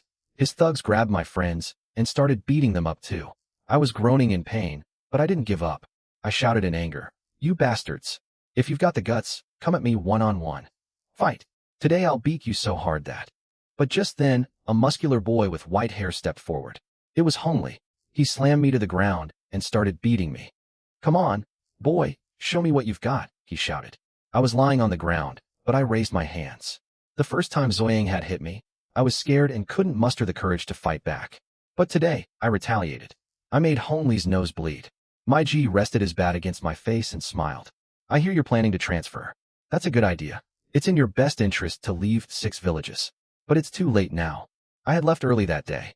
In the woods, my G attacked Yechin with his baseball bat. He shouted in anger, "I'll handle both of them." Yechin fell to the ground. Wang Hao was in shock. He ran toward Yechin, calling out his name. My G raised his bat and said, "Disrespecting superiors. Everyone deserves to die." He was about to strike when a silhouette appeared. Wang Hao thought, "This person isn't Yu Qingfei. I grew up with Yu Qingfei. I recognize his silhouette." A muscular boy, whom my G called Brick, arrived. My G asked, "Brick, what are you doing here?" Brick said, "I need a guy," and pointed at Wang Hao. My G was confused. He asked, "Who sent you?" "We're both from 6 villages. Why are you helping someone from the vocational school?" Feigning ignorance, Brick asked, "Who is Yu Qingfei?" My G thought he was acting. "Don't make a scene, Brick. Didn't Yu Qingfei summon you?" Brick stated clearly, "I didn't come for Yu Qingfei. I've come to take Wang Kao. Just tell me, are you going to hand him over or not?" My G got angry. "Did we ever give you any trouble? Why are you turning against your own brothers for the sake of an outsider?" Brick said coolly, "I am not your brother. I don't know Yu Qingfei." Just then, a young man wearing a trench coat walked up, smoking a cigarette. Wang Hao saw him and wondered if this was Yuga. My Ji smiled and asked, "Did the rat Wang Hao die?" Brick replied, "No, but he's suffocating." Yu Qingfei laughed. "It's good that he's still alive." My Ji looked at Brick and said, "So, Yu Qingfei has called for backup?" Yu Qingfei retorted, "Backup? Do I need help to defeat these people? I saw Hongli lying outside." My Ji asked Brick, "Are you saying you didn't call Brick?" Yu Qingfei studied Brick closely and said, "Oh, so this is Brick from Chung Village." Brick said, "I am Yu Qingfei." He might have said this as a joke, or perhaps it was a subtitle error, because he said something else in the very next line. Brick continued, "I've heard that Yu Qingfei from Chung Village roams alone." Then Brick explained, "I'm from the vocational school. I study with my Ji and Hongli." Yu Qingfei asked, "Who are my Ji and Hongli?" Brick replied, "I only know Old Dog, Laogo, from Chung Village, and my Ji." My Ji got angry. "Brick, who did you call dirty?" Brick issued a challenge. "If you don't let Wang Hao go, we can fight right here." Wang Hao, lying on the ground, watched it all. He thought, "My Ji implies that Brick isn't here to help me. So why did Brick come to me?" Yu Qingfei realized that the muscular guy named Brick was also there to save Wang Hao. He arrived and said with a laugh, "So, you've come to get Wang Hao too? That means he has a protector in Chong Village. In that case, I don't need to arrange for his transfer." He asked Wang Hao, "Why didn't you tell me earlier that you knew Brick?" Wang Hao, lying on the ground, said in surprise, "But I don't even know Brick." Brick stated clearly, "I didn't come to rescue Wang Hao. I just have some private business with him." Yuga laughed, "Private business? No problem. After all, we share the same goal, to get Wang Hao out of Meiji's clutches. That puts us on the same side." He noticed that Brick had defeated Hongli and his gang. He joked, "Brick, showing off your skills in front of an expert like Yuga is like a farmer trying to teach a master a thing or two." Yuga checked the chain lying on the ground and told Brick, "I don't form alliances with anyone. I don't care why you're here, but I'm the one taking Wang Hao." Yuga looked at the guy with the bat, Meijili, and said, "Regardless, Wang Hao is currently under Meijili's foot. What will you do? This guy is threatening Wang Hao." Brick angrily warned Meijili, "Move your foot, or I won't be polite." Swinging his bat, Meijili said, "If anyone steps forward, I'll smash Wang Hao's head like a watermelon." Yuga remarked, "You couldn't kill him in one blow anyway." Meiji said angrily, "Fine, I'll hand Wang Hao over. But tell me, who should I give him to? You two decide." Brick immediately said, "I'll take Wang Hao." Yuga said, "I have no objection, but tell me, where will you take him, and why?" Brick replied coolly, "That's none of your business. I simply have to take Wang Hao. Decide quickly." Meiji interjected, "Discuss it among yourselves so I know who to hand him over to." Yuga realized that Meiji wanted to pit them against each other. He tried to reason with Brick. "Save Wang Hao first. We can sort out our personal issues later." Brick called Yuga an idiot. Yuga grew frustrated, thinking, "It's impossible to talk to this guy. If we fight, Meiji will take advantage of the situation, and Wang Hao won't survive." Brick reiterated, "I didn't come here to save anyone. I'm just here to do a job." Yuga sat down on a rock, lit a cigarette, and said, "There was no other choice." Meiji laughed and said, "Give Wang Hao to me." He asked Yuga if he should hand him over. Yuga told him not to go to sleep yet. Meiji urged him to hurry, or else he would give Wang Hao to Brick. Yuga agreed. "Fine, give him to him." He warned Brick, "If anything happens to Wang Hao, I will burn down Chung Village School." Meiji was surprised that Yuga let Wang Hao go so easily. He wondered if Brick had malicious intentions. What if he took Wang Hao away and minced him into pieces? Yuga said, "Forget it. Whatever happens, it's better for him to be with someone else than with you." Yuga told Brick to hurry up and take him away before he changed his mind and challenged him to a duel. Brick hoisted Wang Hao onto his shoulder. He looked at Yuga and said, "I'll remember this, Yu Qingfei." Wang Hao said to Yuga, "Yuga, please save Chun and the other friends." Yuga replied, "Don't worry. Meiji can't threaten us anymore. We'll handle the rest." Brick left with Wang Hao. Wang Hao asked, "Are you going to?" Brick brandished a brick near his head. Terrified, Wang Hao stammered, "Yuga?" Yuga is mighty, though his eyes were wide with fear. Wang Hao wakes up screaming from a terrifying nightmare. His heart is pounding. Right in front of him, the muscular guy, Brick, is calmly eating noodles. Terrified, Wang Hao asks, "Why are you hitting me? Did I offend you somehow?" Brick says nothing. He looks furious and picks up a large hammer. But the very next moment, the scene shifts. Wang Hao sees Brick reading a book by Shakespeare. Wang Hao is astonished. He can hardly believe that such a rough, muscular man is interested in classics like Shakespeare. Wang Hao begins to worry about Taoji. He quietly slips off the bed and tries to crawl away across the floor. However, he accidentally bumps into a cup, making a noise. Brick immediately turns around, hammer in hand. Terrified, Wang Hao quickly lies back down on the bed. Just then, he notices Taoji sleeping beside him and is shocked. He realizes that Brick must have kidnapped Taoji as well. I have to save her from this thug's clutches at any cost, he thinks. Wang Hao tries to feed Taoji some noodles to wake her up. Taoji opens her eyes. Wang Hao immediately covers her mouth and whispers, "Be quiet, we've been kidnapped."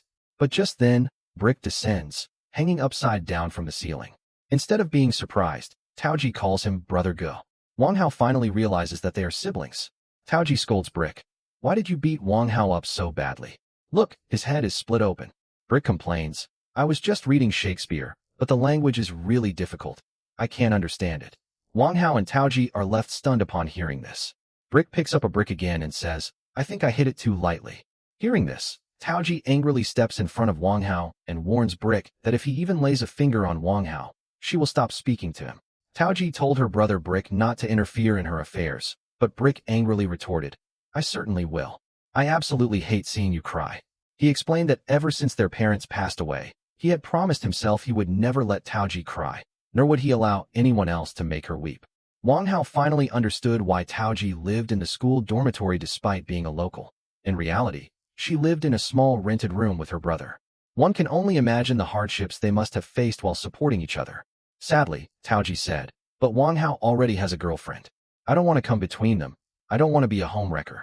Smiling, Brick said, "The solution is simple. Wang Hao just needs to break up with that girl."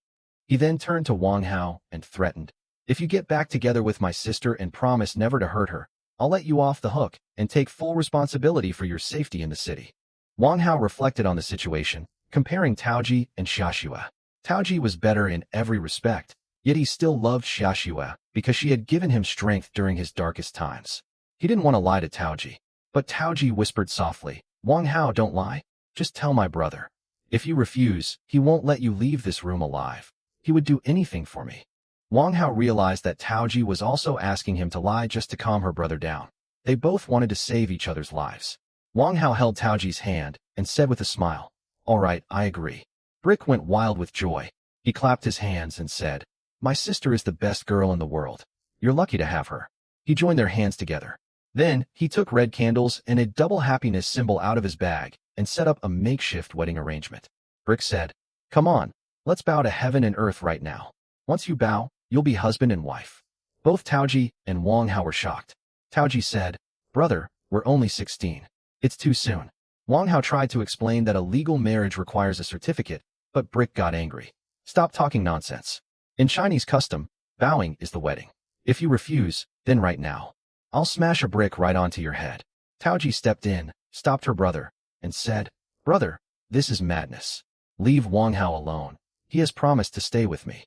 Enraged, Brick picked up a brick and told Taoji, "I don't care. If Wang Hao doesn't go through with the wedding ritual with you today, I'll beat him until he's reduced to a vegetable." He tried to reason with Taoji, "Sister, I've always listened to you, but today, your brother is thinking about your lifelong happiness.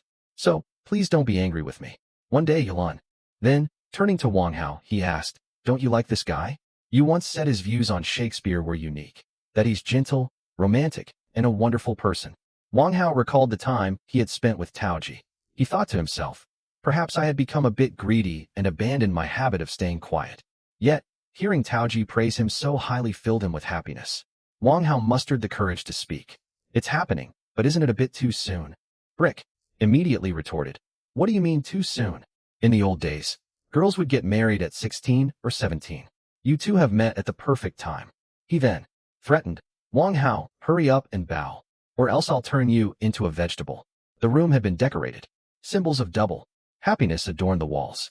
Brick took charge as the officiant and issued orders.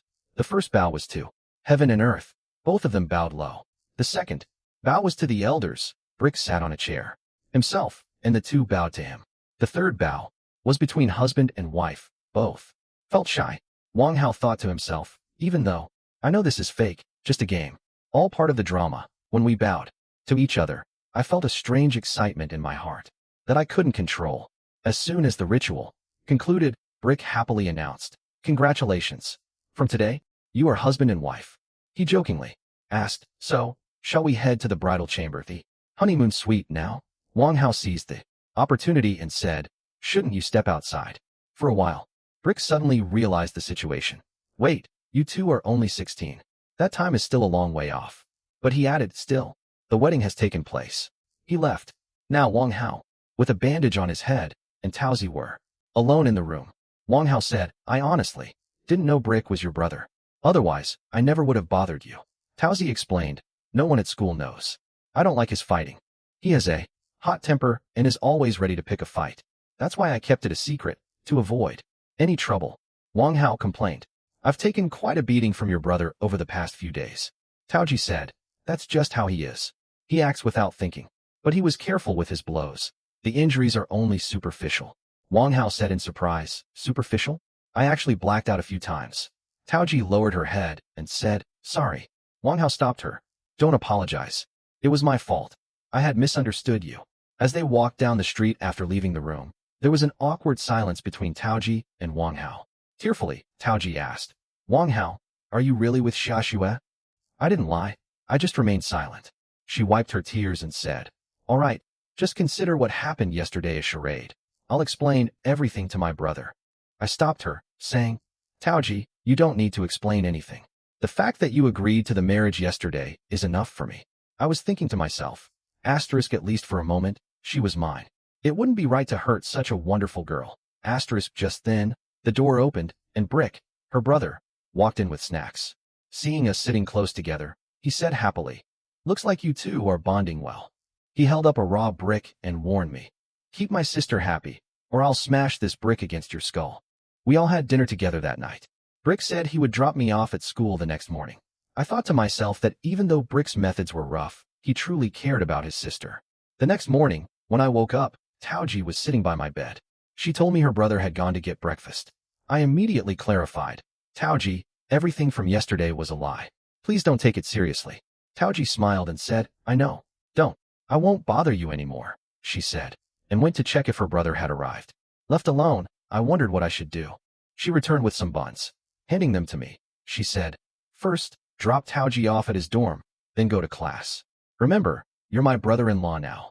As we walked along the road, Taoji said, I'm happy just having played that part yesterday. Can we still be friends? I replied, Taoji, you're the kind of girl I'll never be able to forget. She said softly, but you don't love me, and immediately changed the subject. Come on, you'll be late for class. Her smile was forced. She was hiding her pain. Seeing that made my heart ache.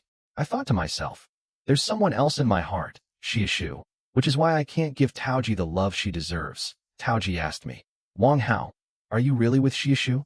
I remained silent. She told me that her brother had possessed the skill of brick hitting since childhood, something that had even landed him in juvenile detention.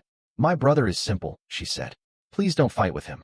Instead of going to school, I headed straight to an internet cafe. Yuga was there, gaming. Angrily, I said, Yuga, I got kidnapped. My head got busted open, and here you are. You were having a blast playing the game. Why didn't you help me? Yuga laughed loudly. He said, Wang Hao, I didn't save you on purpose. I thought you needed a lesson.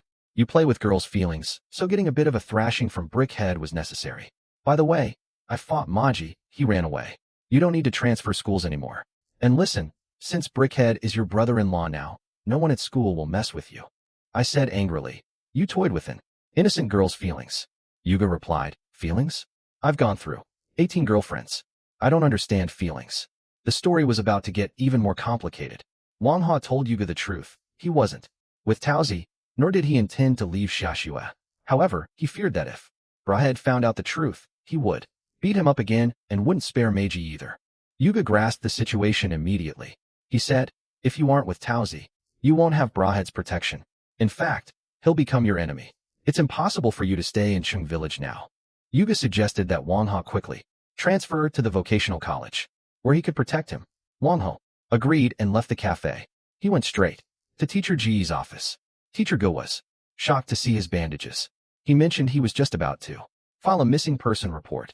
Wang Hao lied, claiming he'd had a minor accident, but Teacher Go didn't believe him. He asked if Wang Hao had offended anyone and assured him of the law and order situation. Wang Hao insisted he was fine but said he had to leave the school. Teacher Go informed him that he had already forwarded the transfer application to the Academic Affairs Office.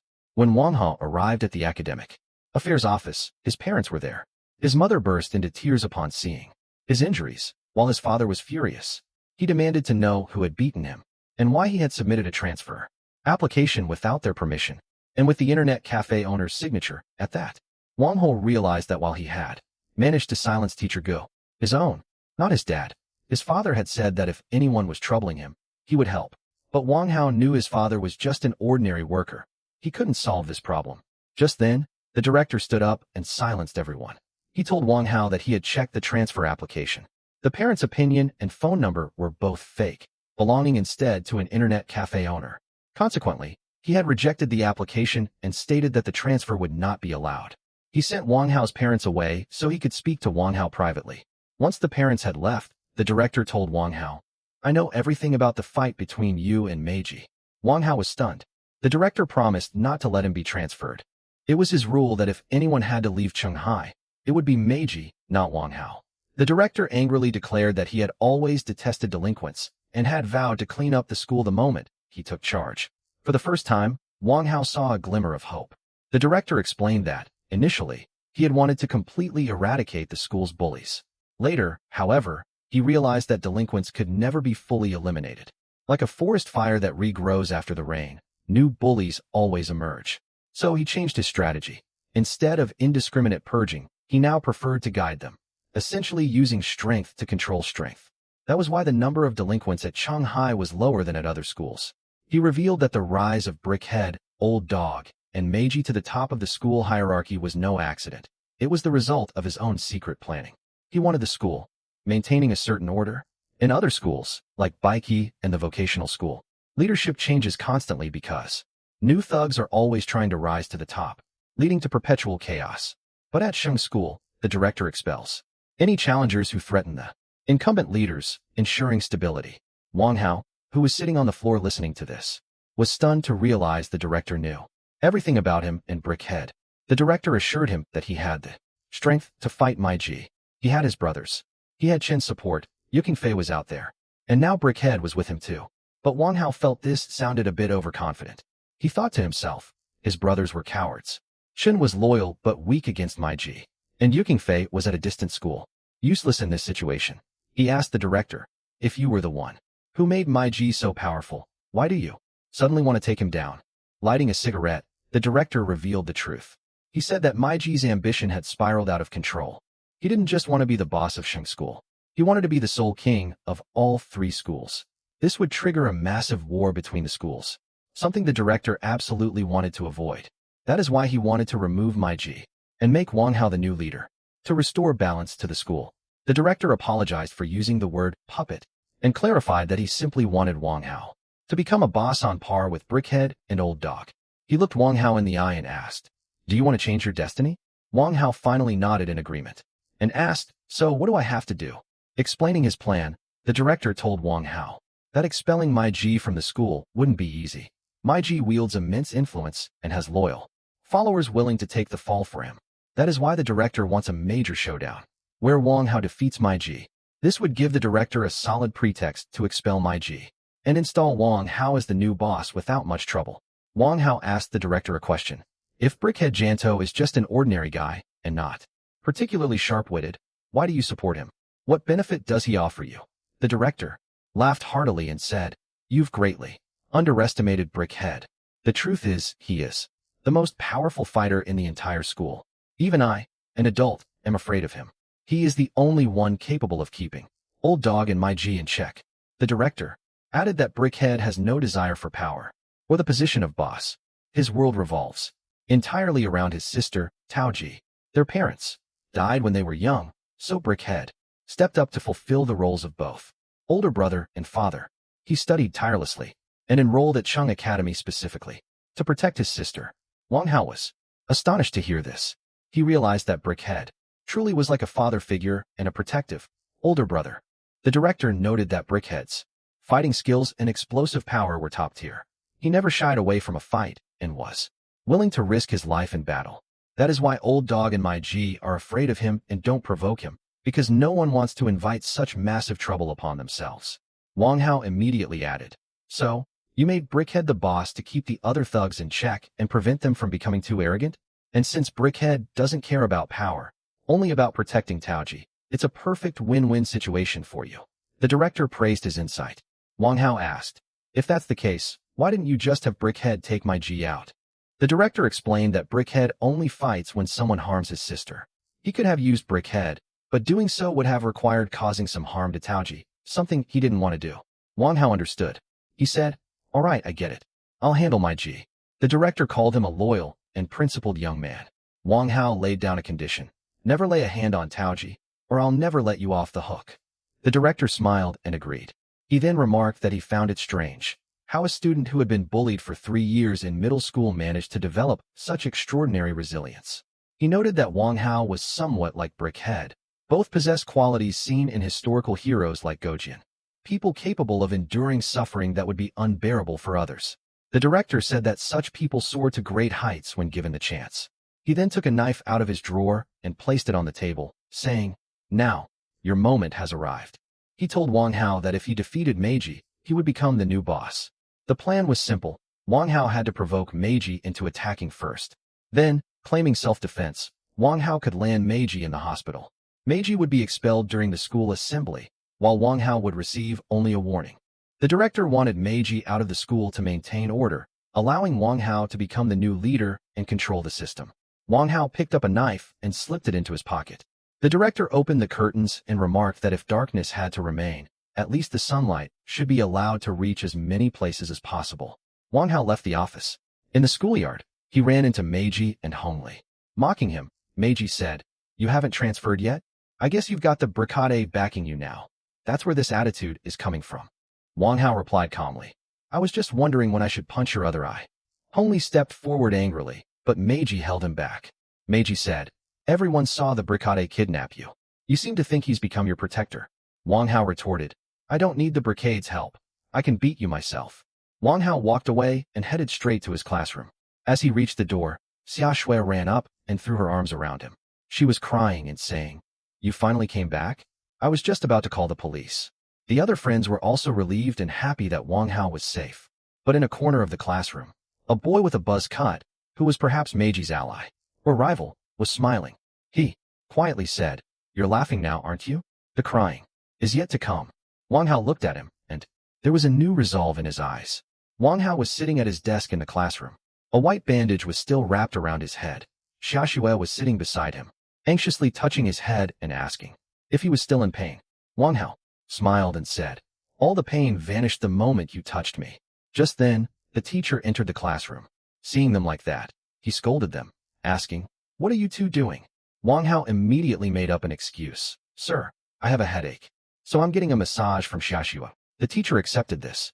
Xia Shui asked, what happened with the transfer? Wang Hao replied, the transfer is cancelled for now. Xia Shui grew anxious and started asking about my G. Wang Hao reassured her, don't worry. We just need to keep a low profile for a few days. Don't let people see us together. Otherwise, Brihead, Taoji's brother, will get angry. Xia asked angrily, why? Should we hide out of fear of my G? I'm ready to fight him. Wang Hao stopped her and said, no, it's not about fear. Brihead is Taoji's brother, and I owe a debt to Taoji. How could I possibly fight his brother? Xia agreed but said with a hint of annoyance, fine. But if we can't be seen together, we'll have to write letters to each other. Wang Hao laughed and agreed. The scene shifted to the dormitory.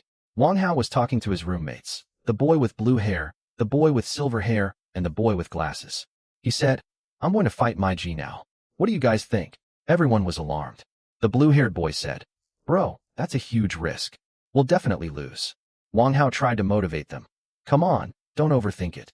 Remember what happened in the forest that night? How my G rejected us all. He spat in our faces. Don't you guys want revenge? The mood shifted slightly upon hearing this. The blue-haired boy said, to be honest, I had a dream where I slapped my G in front of everyone, and he was crying and calling me grandpa. Everyone started laughing. The silver-haired boy said, I dreamt of defeating both Old Dog and Brihead. But the boy with glasses remained silent. Wang Hao asked him, and you didn't want revenge? The boy with glasses lowered his head and said, I didn't even dare to think about my G. I just wanted to beat Ligia from my class. Wang Hao asked in surprise, why Ligia? The boy explained, Remember when school started and Zhao Yang forbade everyone from talking to you? I was your desk mate, so I did talk to you a little. Li Jia saw that. After class, he dragged me into the restroom and slapped me twice. Hearing this, Wang Hao's expression darkened with anger. He demanded, all that happened, and you didn't tell me until now. Then, he made a promise to the boy with glasses. Today, we'll make that dream of yours come true. Today, we'll teach Li Jia a lesson. Everyone cheered happily. Wang Hao entered the classroom with his entire gang, including Zhao Yang, the boy with silver hair, and his other friends. They walked straight up to Li Jia. Wang Hao planted his foot on Li Jia's desk, striking an imposing, dominant pose. Li Jia panicked and asked, Wang Hao, what are you doing? Wang Hao said, Li Jia, do you take me for a fool? Today, we're settling the score. Turning to Zhao Yang, Wang Hao asked, Zhao Yang, tell me the truth. Did you hire Hongli yourself, or did Li Jia take you there? Li Jia immediately started trying to explain himself. Zhao Yang and I are alike. We're new here. Wang Hao angrily slapped Li Jia across the face and said, how dare you mention Zhao Yang's name? Have you forgotten your place? Wang Hao then intimidated the rest of the class into sitting down. Li Jia began to tremble with fear. Wang Hao said, if I go down, I'm taking you down with me. Li Jia clasped his hands in supplication and blurted out the truth. Wang Hao, honestly, I didn't take Zhao Yang to Hongli. She paid Hongli herself to hire him. I had nothing to do with it. Wang Hao told Li Jia's friends to leave the classroom, saying this was a matter strictly between him and Li Jia. Li Jia also signaled his gang to leave. Everyone gathered in the restroom, and Wang Hao's friends locked the door from the inside. Wang Hao lit a cigarette and told Lu Jihong, the boy with glasses, to hit Li Jia just as Li Jia had hit him before. Summoning his courage, Lu Jihong punched Li Jia. Immediately after, Wang Hao delivered a powerful kick that knocked Li Jia to the ground. Wang Hao grabbed Li Jia by the hair and slammed his face against the sink. Li Jia's nose began to bleed, and, terrified, he started begging for forgiveness. Angrily, Wang Hao asked, is this the way you apologize? And slapped him. Weeping, Li Jia said, Wang Hao, I made a mistake. Please forgive me. Wang Hao looked at Lu Jihong and said, now it's your turn. Lu Jihong stepped forward. He took money out of his pocket, struck Li Jia across the face with it, and said, you wanted money, didn't you? Here, take it. He struck Li Jia again, and Li Jia clasped his hands in a plea for mercy. When it was over, Wang Hao asked, are we done? Everyone nodded, and they walked out of the restroom. Once outside, Lu Jihong was overjoyed. He said, Wang Hao, this was exactly like what I had imagined in my dreams. Wang Hao returned to the classroom and sat in his seat. A short while later, Li Jia also came back. He looked badly beaten and quietly took his seat. Xia Shui asked anxiously, won't you get expelled from school? Wang Hao smiled and said, I am the ear-slap king and the director's chosen successor too. They won't expel me that easily. After class, Wang Hao ran into Yi Chun in the hallway. Yi Chun jokingly remarked, Baldy beat you up pretty badly, but now that he's become your backer, it's a total win for you. Wang Hao said seriously, I just beat Li Jia. Yi Chun was astonished and said, really? If things keep going like this, you'll end up becoming the boss of the entire first-year class. In the hallway, I got straight to the point with Yi Chun. I'm preparing to fight my Jia. Will you help me? Yi Chun was stunned. He said, how? Have you lost your mind? We aren't on my Ji's level. Right now, you have Yu Qingfei's support and the protection of Brickhead within the school. Why do you need to fight? You could become the king here without even fighting. I asked, who said Brickhead is protecting me? He replied, Chen told me. Brickhead has spread a rumor throughout the school that you're his brother-in-law. He's declared that he'll fight anyone who lays a hand on you. This news has spread all over Chegang. That's why my Ji won't touch you right now. I panicked. I thought to myself, I'm not Brickhead's brother-in-law, nor am I in a relationship with his sister. If Brickhead finds out the truth, he'll come after me too.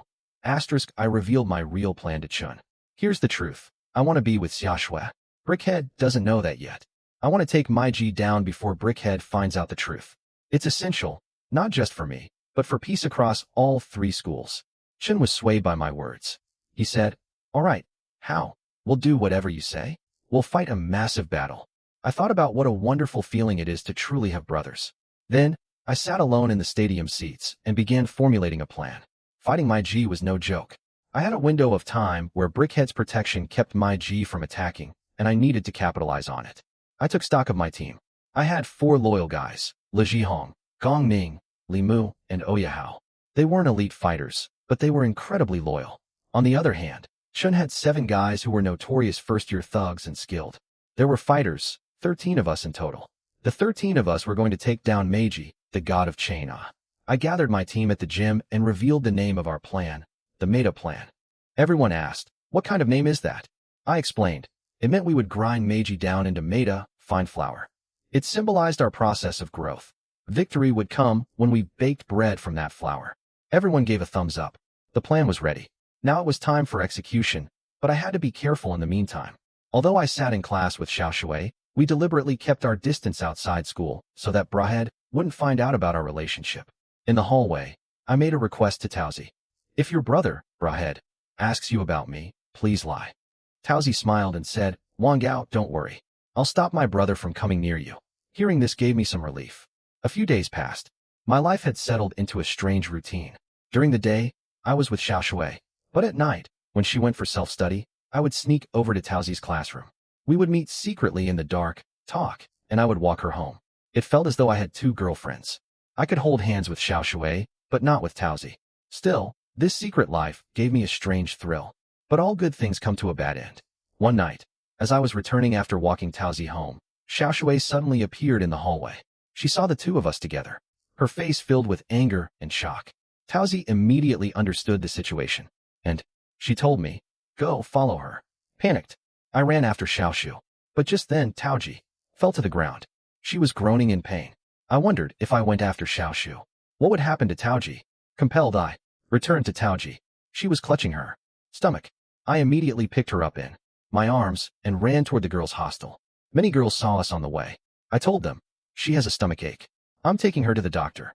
I carried her to her dorm room. Her roommates were there. They pushed me out and said, "Just leave quietly. We'll handle it." Before the door closed, one girl stepped out and whispered, "Don't worry. She's fine. It's just that time of the month." But my real trouble was just beginning. I went straight to the building where Xiao Shu lived and sat on a bench. I knew she could see me, but she didn't even look out the window. She was completely ignoring me. I sat there all night. I kept smoking cigarettes, and, by morning, was shivering from the cold. A cleaner woke me up. In the morning, Xiao Shu came out. I stopped her. "Xiao Shu, please, let me explain." She said, coldly, "Fine, explain. I'm listening." But just as I was about to speak, she walked away silently.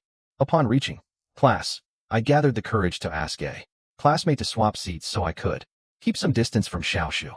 But Xiao Shu said angrily, "Don't change seats, or I'll tell the teacher." I was stunned. Just then my desk mate, Lu Jihong, handed me a note. I opened the note with trembling hands. It read, "Let's break up." My mind went numb. I sat there with my head resting on the desk. My friend asked, "What happened?" I said, "I don't know what to do. Should I go and apologize to her? But what would I say? I can't tell her the truth about Taoji." I realized then that I had only one option left. If I wanted to win Xiaoshu back and save my reputation, I had to defeat Meiji first. Only then would the fear of Brickhead vanish, allowing me to explain everything to Xiaoshu. I made a vow. Meiji had to be taken down, no matter what. I decided I needed to fast-track the floor plan. People would go running every morning and do push-ups at night. We were preparing to defeat Meiji. It was late at night in the classroom. Tao Ji and I were sitting alone. I asked her, "So, tell me, what does it mean to shout my name in your sleep?" Tao Ji got flustered and said, "I don't know anything about that. Maybe my roommates were lying." I smiled and said, "Perhaps there is a telepathic connection between us, because my roommates also said I was calling out your name while I slept." Tao Ji blushed with embarrassment, but was happy too. She asked, "By the way, what happened between you and Xia Shui? Did you manage to win her over?" I said sadly, "No, she broke up with me the very next day." Tao Ji immediately apologized. She said, "If I hadn't stepped in, maybe you two would still be together. All this is happening to you because of me." I reassured her, "Don't feel guilty at all. You are a wonderful and innocent girl.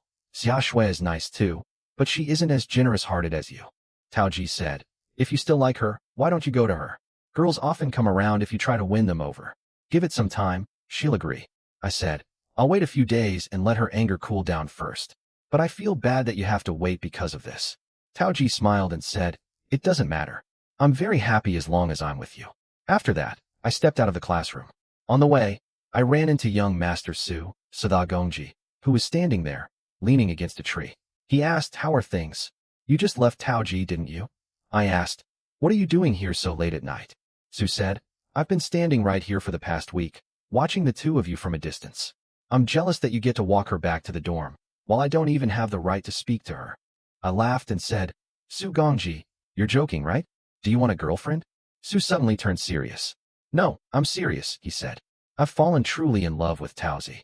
I've never met a girl with such a pure and honest heart. My other girlfriends were beautiful, but they were shallow.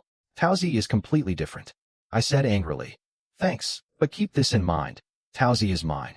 Don't even think about her. Su laughed and said, So Taozi is yours? What about Xiaoxue then? Do you still want to be with her? Do you want both of them? I answered without hesitation. Yes, I want both. Su laughed loudly. A man might have many women, but there's only room for one in his heart. Wang Gao, you're fooling yourself. You only love Xiaoxue. You spent time with Taozi just to make Xiaoxue jealous. Otherwise, why would you have gone back to her in the snow? He continued. You gave up on Taozi so easily. Listen, if you really want Xiaoxue, stay with her. I'll talk to Brickhead, Taozi's brother, and my G. I'll keep you safe in the city. You just have to stay away from Taozi. Hearing this made my anger skyrocket. I shouted, Don't even dream of it. I'll never let you lay a hand on Taozi. Su laughed loudly. You're being greedy. To be honest, Xiaoxue only came to you after I had let her go. She wasn't your first choice. She came to you because of the circumstances. Hearing this made my anger skyrocket. I said, I owe you nothing. I don't consider you brother Xiaobai anymore. I'm not afraid of my G, and I'm not afraid of you either. I'm never handing Taoji over to you. I walked away. Su shouted after me. If you don't listen, I'll take Xiaoxue back, and you'll lose both of them. When I reached the dorm room, my friends were waiting. Yichen said we had an opportunity. My G would be eating at the cafeteria the day after tomorrow at noon. I asked, he's eating there? He thinks that place is filthy. Yichen explained. Yeah, he usually doesn't eat there. But the girl he's chasing is very simple. She lives and eats right there. So, my G has to come to the cafeteria to meet her. The next morning, during a break, Yichen and I were looking out the window. Yichen said, my G is a local boss, which is why he doesn't go to the cafeteria. But for the girl he wants to woo, he has to come there. Standing by the hallway window, Yichen explained my G's entire plan to me. My G is a local boss who likes to show off his bravery. So, when he plays the hero to impress a girl, he doesn't bring a huge crowd. Just 2 or 3 bodyguards and a couple of thugs to play the villains. That meant my G would have, at most, 5 or 6 people with him. That number was perfect for our group of 13. I was confident that after this fight, we would become famous overnight. But upon returning to the classroom, my mind wasn't on the fight. Instead, it was fixated on what Sushia Ubai had said. He had claimed that with just a wave of his hand, Xiaoxue would come back to him. Could he really do that? Just then, the classroom door opened, and Sushia Ubai walked in. Seeing his stylish clothes and attitude, the girls in the class began to swoon over him. He walked straight up to Xiaoxue and asked her to step outside. Xiaoxue went with him without saying a word. My friend tried to console me, saying, How good? Just forget about a girl like that. Hearing this made me angry. I snapped at him. I didn't say anything out loud, but deep down, I was shattered. I wondered, is Xiaoxue really going to go to Su Xiaobai? I rested my head on the desk. I remembered our first kiss, all those sweet memories. Then I told myself, maybe this is for the best. Now I can live with Uncle without any worries. I reviewed my plan notes. On paper, the plan was perfect, but something in my gut kept telling me something was wrong, though I couldn't quite put my finger on it. I told my friend I felt uneasy. He replied, Hoagie, you're just nervous. We'll rehearse together at lunch. But I didn't want to rehearse. I wanted to talk to someone smarter than me. I needed to see Yeching. I left school and went straight to the internet cafe. There, I saw Yeching, or Yuchf, asleep with his head on the keyboard, his friend sitting nearby. I tried shaking him awake, but he wouldn't budge. They told me shaking wouldn't work. I had to shout, Nan Nan is here, loudly into his ear. I did exactly that, and Yeching bolted upright in a panic. Everyone burst out laughing. His friends told me that Yeching's new girlfriend, Nan Nan, was a real firecracker. She had threatened to ruin his life if he ever left her. Yeching was so terrified of her that he had moved out of the dorm and started living at the internet cafe. Seeing their tough boss so helpless in the face of a girl made everyone crack up. Yeching was fast asleep in the internet cafe. To wake him up, I used that ultimate trick again, shouting loudly right into his ear. Nanan arrived. He immediately sat up, startled. Angrily, he said, You've gone mad. Don't scare me like that. I could have a heart attack. I laughed. Bro, I tried. But you just wouldn't wake up, so I had to use this killer move. We stepped out onto the street, and I explained my entire plan to him. Listen, This plan kills two birds with one stone. We'll corner Meiji in the cafeteria. I'll pull a switchblade from my pocket and attack him. An ambulance will be on standby to rush him to the hospital. He'll get expelled during the school assembly, and I'll become the new boss. Yu Qingfei remained silent for a while. Then he said, on the surface, the plan seems perfect. But do you know why I invite you to my vocational school? He explained that there are two types of people in a gang. The red stick, who is the ultimate fighter, and the white paper fan, the strategist who uses his brains. You can't be a fighter. You're too soft-hearted. Remember how you let Zoying bully you for 3 years, but couldn't bring yourself to hit him? You're smart. You see things clearly. That's why you're a white paper fan. Looking me in the eye, he said, you aren't good at fighting. Even with a weapon, you won't be able to defeat Meiji. Angrily, I pulled out the knife and said, I've seen Meiji. I can do it. Yu Qingfei grabbed my hand. He spoke in a serious tone. Using a knife on someone isn't as easy as it looks in the movies. He continued, when newcomers attack someone for the first time, usually only two things happen. Either they stop halfway out of fear, or they lose control due to panic. Very few people are able to remain calm in such a situation. Looking at him, I said, you teach me what needs to be done. Yu Qingfei said quietly, I can explain it to you, but I still don't want you to use a weapon against Meiji, because killing two birds with one stone often means. Yu Qingfei stopped me on the street and explained that this whole plan was indeed a case of killing two birds with one stone.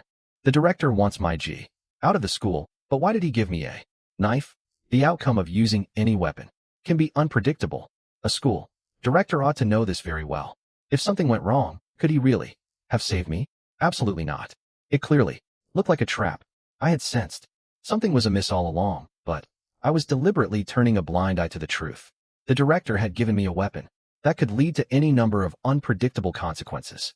Yu Qingfei said, yes, this is definitely a case of killing two birds with one stone. Your director is a very dangerous man. He wants you and Meiji to clash. Then, seizing the opportunity, he can expel both of you from the school. Later, he can pin all the blame on you too. I asked, but why did he set this trap for me? I wanted to leave the school anyway. Yu Qingfei listed the reasons. First, you are the perfect candidate to challenge Meiji. Second, he has seen your potential and is likely afraid that, in the future, you could prove to be even more dangerous than Meiji. Third, since you were leaving anyway, he thought, you might as well solve a major problem for him on your way out. Fourth, killing the rooster to scare the monkey, meaning making an example of you to keep everyone else in line. It didn't sit well with me to hear that someone was using me for his own gain. Yu Qingfei placed his hand on my shoulder and said, actually, Yu Qingfei simply doesn't want to let go. Perhaps my analysis is wrong. Maybe the director really does want to make you the new boss. I shook my head. No, your analysis is correct. What he gave me made his intentions clear. Yu Qingfei said, your director is incredibly cunning. I never imagined he was manipulating people like Old Dog, Meiji, and Briquette like puppets. They are merely pawns. I said, I'll go right now and cancel the plan. I'll return what he gave me. Yu Qingfei stopped me. Wait, the plan won't be canceled entirely. You are to become my white paper fan, my strategist. We've put in a lot of hard work. I will teach you how to turn the enemy's move into your own strength. We just need to tweak one small detail in the plan. There was a smile on my face when I returned to the classroom. My friend asked, you were so worried this morning. Why are you so happy now? I replied, tomorrow, we'll become famous. He laughed and said, Meiji might have power, but he lacks brains. From tomorrow on, you'll be counted among the big bosses of Chegan. I told her, tell Chun and the others that we'll meet at the basketball court tomorrow. We need to do the final rehearsal for the floor plan. As I walked down the hallway, I spotted Su Xiaobai and Xia Shui. Seeing them, only one thought crossed my mind. I should go see Taozi. Suddenly, Qian Xian approached me in the hallway. She was crying. She asked, Wang Hao, do you have a moment? I need to talk to you. I told her I was busy, but she grabbed my hand and pulled me toward the stairs. We were walking outside the school at night. She was speaking angrily about Su Xiaobai. She said, Su Xiaobai is a truly terrible person. He dumped all the girls like us just so he could pursue Taozi. Wang Hao, you need to keep an eye on Taozi. Don't lose her. I replied, everyone has the right to like Taozi. She isn't my private property. Qian Xian said, but you're the brigade's only officially recognized brother-in-law, and Taozi likes you too. If Su Xiaobai goes all out, things could get difficult. But listen, he's back with Xia Shui now. How are we girls supposed to tolerate this humiliation? I was stunned. Are Su Xiaobai and Xia Shui together? She said, yes, That Xia Shui is a totally shameless little homewrecker. Hearing this made me angry. I shouted, "Don't talk about her like that." Qian Xian started to cry. She said, "You like Xia Shui, don't you? We're both just poor, unfortunate souls." She clung to me and said, "My heart is broken. Yu Qingfei was right. I couldn't become a red stick, a fighter. My heart is too soft." Suddenly, Su Xiaobai and Taozi arrived. Su Xiaobai asked angrily, "Wang Hao, what are you doing with my girlfriend?" Qian Xian immediately pushed me away and clung to Su Xiaobai. She said, "Xiaoji, please listen to me. Wang Hao lured me in. I'm innocent." Taozi witnessed it all. She looked deeply disappointed. She said, "I told you that you wouldn't get anything out of this," and walked away. Su Xiaobai started laughing. He said, "Respect me or die. Regretting it now? If you apologize to me, maybe I'll dump Xiaoxue and give her back to you." I smiled and said, "Well, that's a very touching sentiment." The very next moment, I landed a powerful punch on his face. He fell to the ground and shouted, "I'll set every thug in the school on you. I'll talk to the teachers and get you expelled." I pressed my foot down on his leg and said, "Don't worry. I have good relations with the teachers. I'll make sure you get expelled." I walked away. As I walked, I thought, who said I wasn't ruthless? I was just waiting for the right moment. I needed to be both a red stick and a white paper fan. That night, I gathered my entire team at the basketball court. The next day was crucial. We held a final rehearsal to ensure our plan against Meiji would go off without a hitch. The next morning, while I was sitting in the classroom, my friend Lu Jiahong looked at me intently. He said, "Haoji, it feels like you've changed overnight. That calm look in your eyes is gone. Now, a hint of ruthlessness and coldness was visible there." I laughed it off, saying I'd probably read too many novels. But deep down, I knew that the incidents involving Su Xiaobai and Taoji had made me tougher than before. Then, I went straight to the dean's office, the ear-slap king. The dean asked angrily, "Why did you hit Su Xiaobai again?" I replied fearlessly, "He deserved it. If I run into him again, I'll hit him again." The dean clutched his head and explained that Su Xiaobai had powerful connections. He could get me expelled or turn people against me. However, he admitted he had hushed up the matter because I was far more important to him than Su Xiaobai. He offered some advice. Don't fight over girls. Once you become one of the school's big shots, girls will come to you on their own. I thought to myself that this dean was truly unique. A teacher who spoke like a gangster but genuinely wanted to protect the school. The dean continued, noting that students these days often neglected their studies for part-time jobs and romantic entanglements. Yet Shanghai remained superior to other schools thanks to his strict discipline. Then, turning serious, I said, "I didn't come here to talk about Xiaobai. I came to tell you that I'm going to face my G this afternoon." The dean was startled. He immediately rose from his chair and asked, "Really? This afternoon, in the cafeteria?" I nodded and said, "Yes, so I want that you keep an ambulance and security ready beforehand. I don't want anyone to lose their life by mistake." The dean breathed a sigh of relief and said he would make all the arrangements. He simply reiterated that no one's life should be lost. Seeing him, I realized that no matter how stern or gruff the dean appeared on the outside, deep down, he was truly serious about the safety of the school and its students. The scene in the cafeteria was completely different. Meiji had hired some boys to intimidate Zhongling. Those boys were kneeling and begging for forgiveness, calling her Bobby, sister-in-law. But Zhongling made it clear that she was neither Meiji's girlfriend nor his sister-in-law. She even taunted him, saying that Meiji's hired actors looked incredibly fake. Meiji flew into a rage. He grabbed Zhongling's face and began to humiliate her. Just then, I stepped in and shoved Meiji away. He roared, "Are you making fun of me?" At that moment, Brahad, also known as Juado, arrived and placed a hand on my shoulder. Meiji laughed. "Looks like you've brought this big muscle man along with you." I said in a cold tone, "I don't need anyone's help." Meiji taunted me after seeing my friends standing behind me, calling them for trash cans. Enraged, I picked up the mapo tofu from my plate and smashed it right into his face. Chaos erupted in the cafeteria the very next instant. My friends surrounded Meiji's goons. I started running, and Meiji chased after me. We reached a deserted part of the school grounds where a brick wall stood. I turned and looked at him, asking, "Meiji, tell me, who's going to hit the ground today?" Meiji laughed. Arrogance was clearly visible in his eyes. "Have you lost your mind? I could beat you with just one hand." I was standing in the police station's interrogation room, handcuffed to a radiator. The bald detective sitting across from me and his two colleagues were watching me intently. They were amazed at how much a student could endure. After 2 hours, they left, telling me to call out if I needed to use the restroom. I was left there alone. Sitting on the floor, I began to think. I actually appreciated the quiet atmosphere. I thought about my future, the true motives of the dean, that ear-slap king, and about Taoji and Shishu. The next morning, the bald detective returned. In the past 24 hours, I hadn't eaten, drunk water, or used the restroom. He expressed surprise at this. I asked for permission to use the restroom. He unshackled me, but immediately began applying pressure.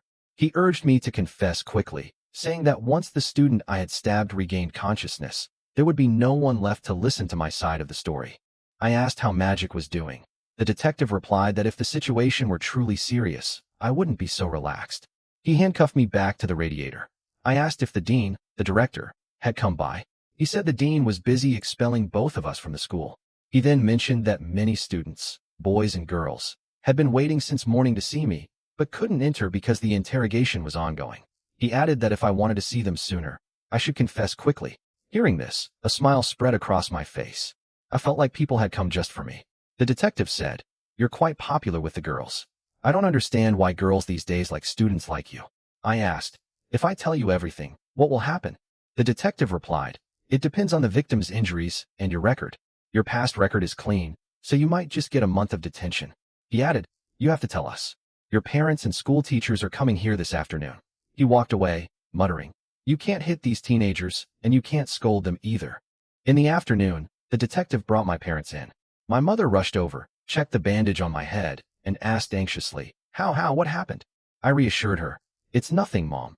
I just got into a fight. I'm fine." My parents had arrived at the police station's interrogation room. My father was very worried and asked, How? Tell us what happened. Did someone bully you at school?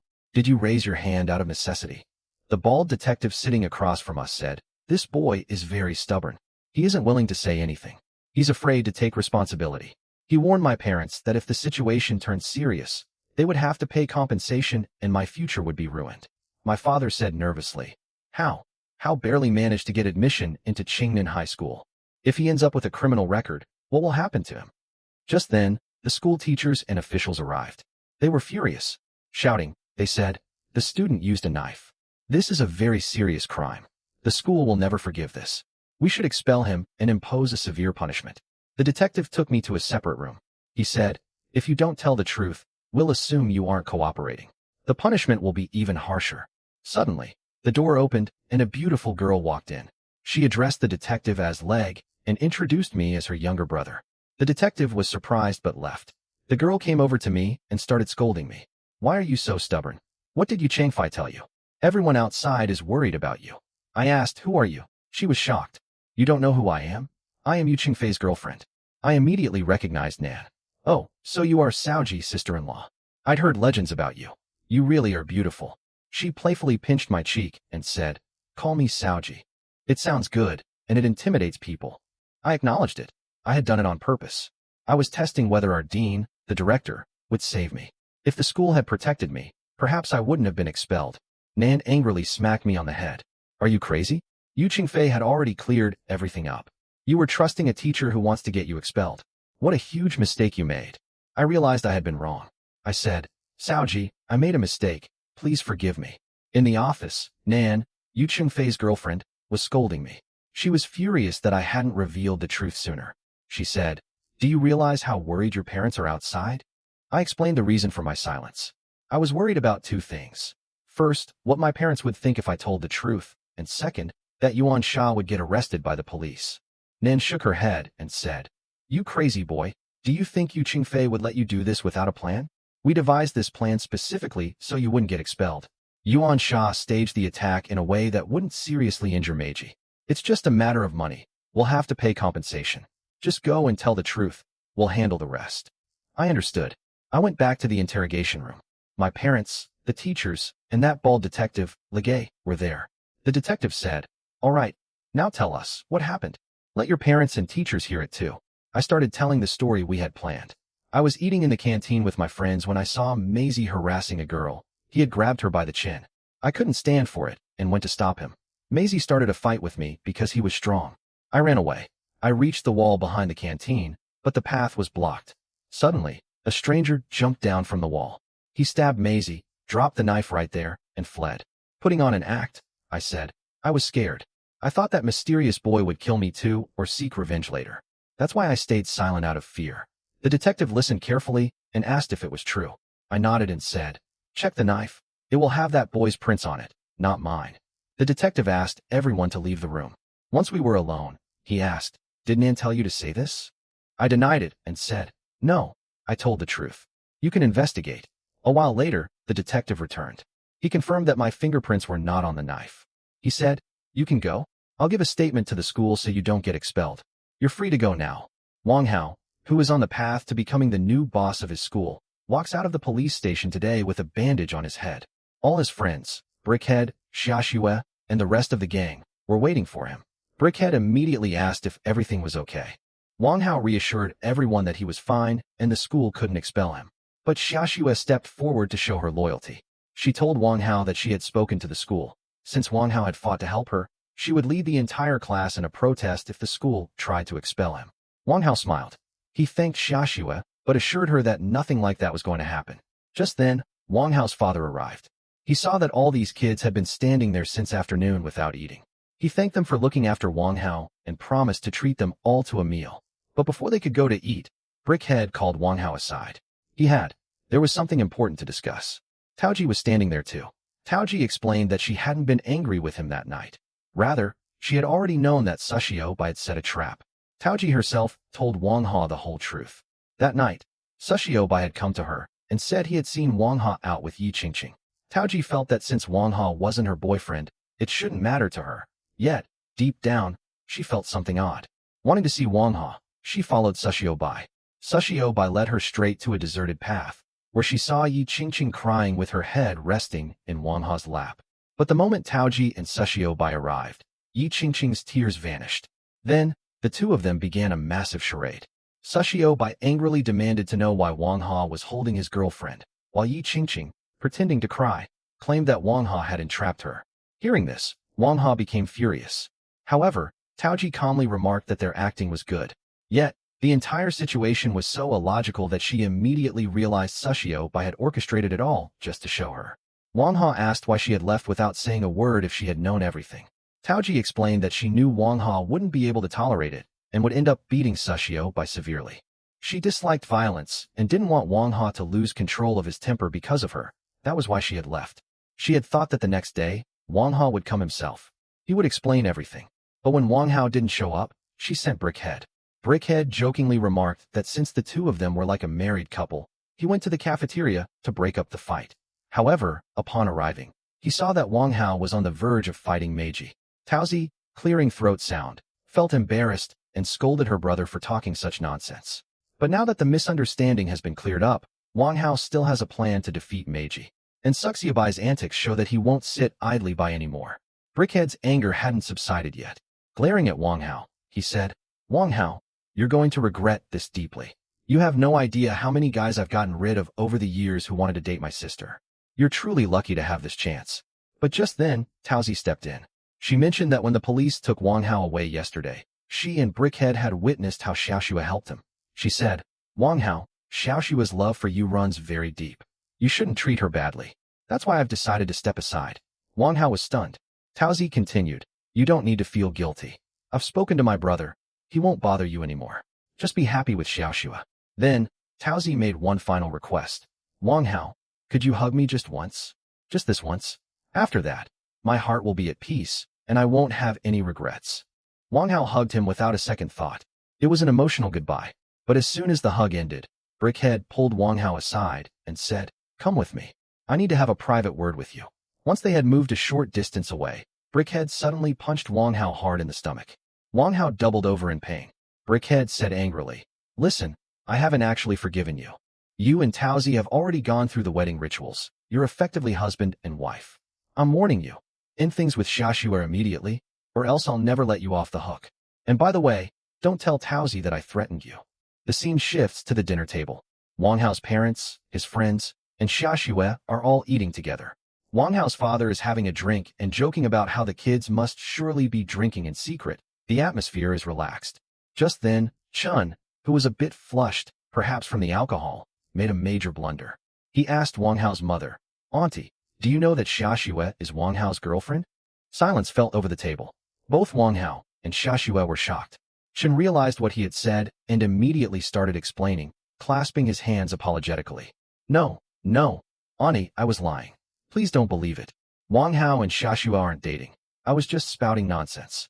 Actually, Wang Hao is trying to woo Xiaoxue, but he hasn't succeeded yet. However, Wang Hao's mother didn't mind this at all. Instead, she happily seated Xiaoxue next to her and began asking about her family. Xiaoxue mentioned that her father works at the Land Bureau and her mother at the Industry and Commerce Bureau. Wang Hao's mother was delighted. She exclaimed, "Wow, what a lovely girl. She is the perfect match for our Hao Hao." The other friends joined in the banter, suggesting that the marriage should be arranged right away so this wonderful daughter-in-law wouldn't slip away. The whole table erupted in laughter, while Wang Hao sat with his head bowed, feeling embarrassed. The atmosphere at the dinner table had become relaxed and playful. Wang Hao's mother held Xiaoxue's hand and teased her husband, asking why he allowed the kids to drink but stopped her from finding a good daughter-in-law for their son. She asked Xiaoxue directly what kind of guy she liked, offering to guide her. Hearing this, Wang Hao could only smile sheepishly. An hour later, dinner ended.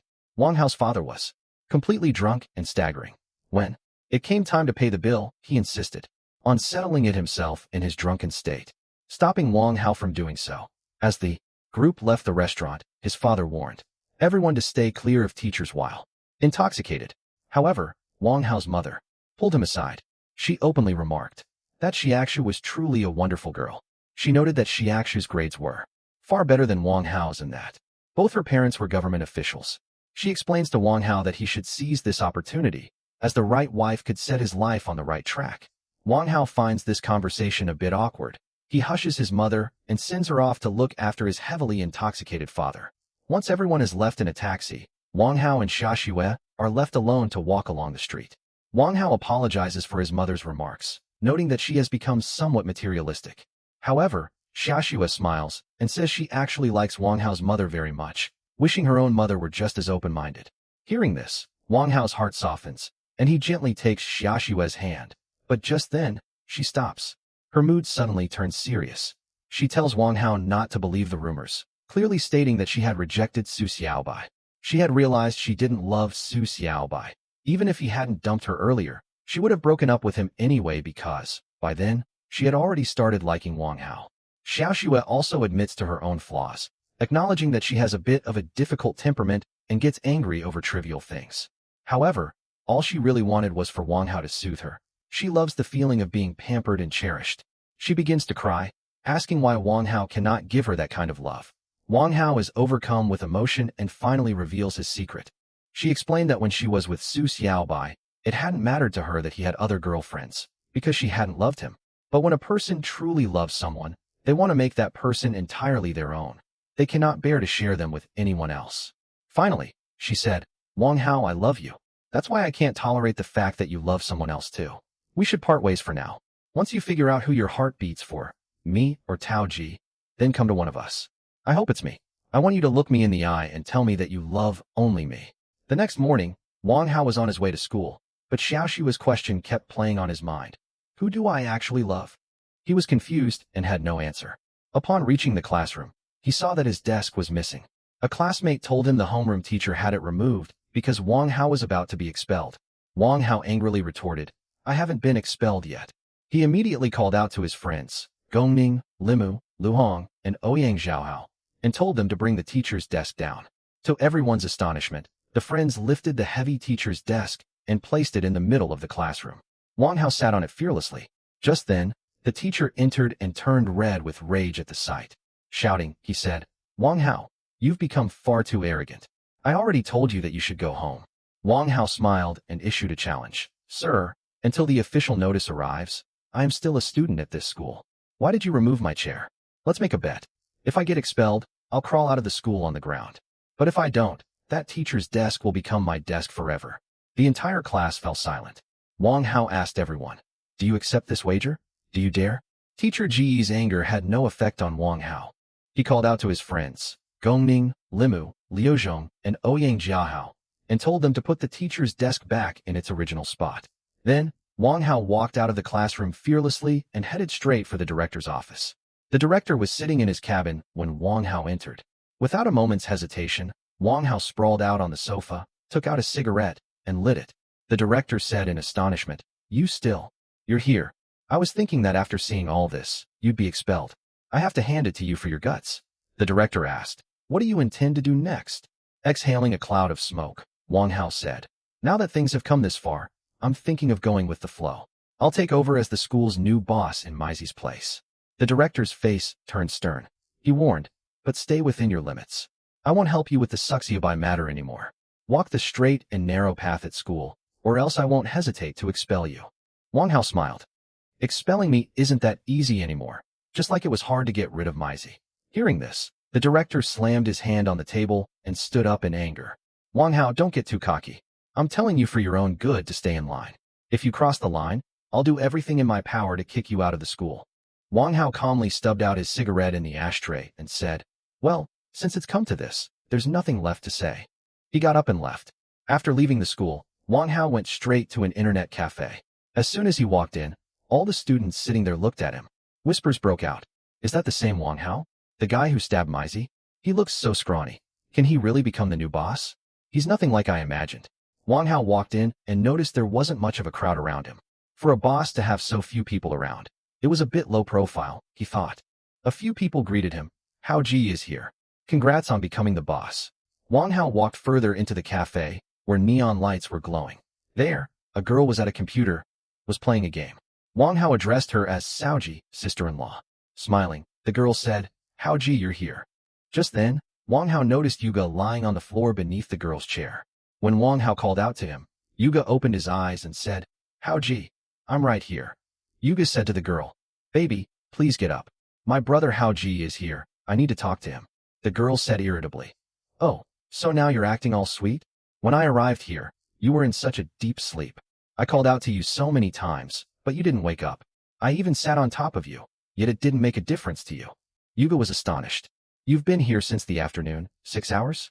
Laughing, the girl said, How do you know it's been 6 hours?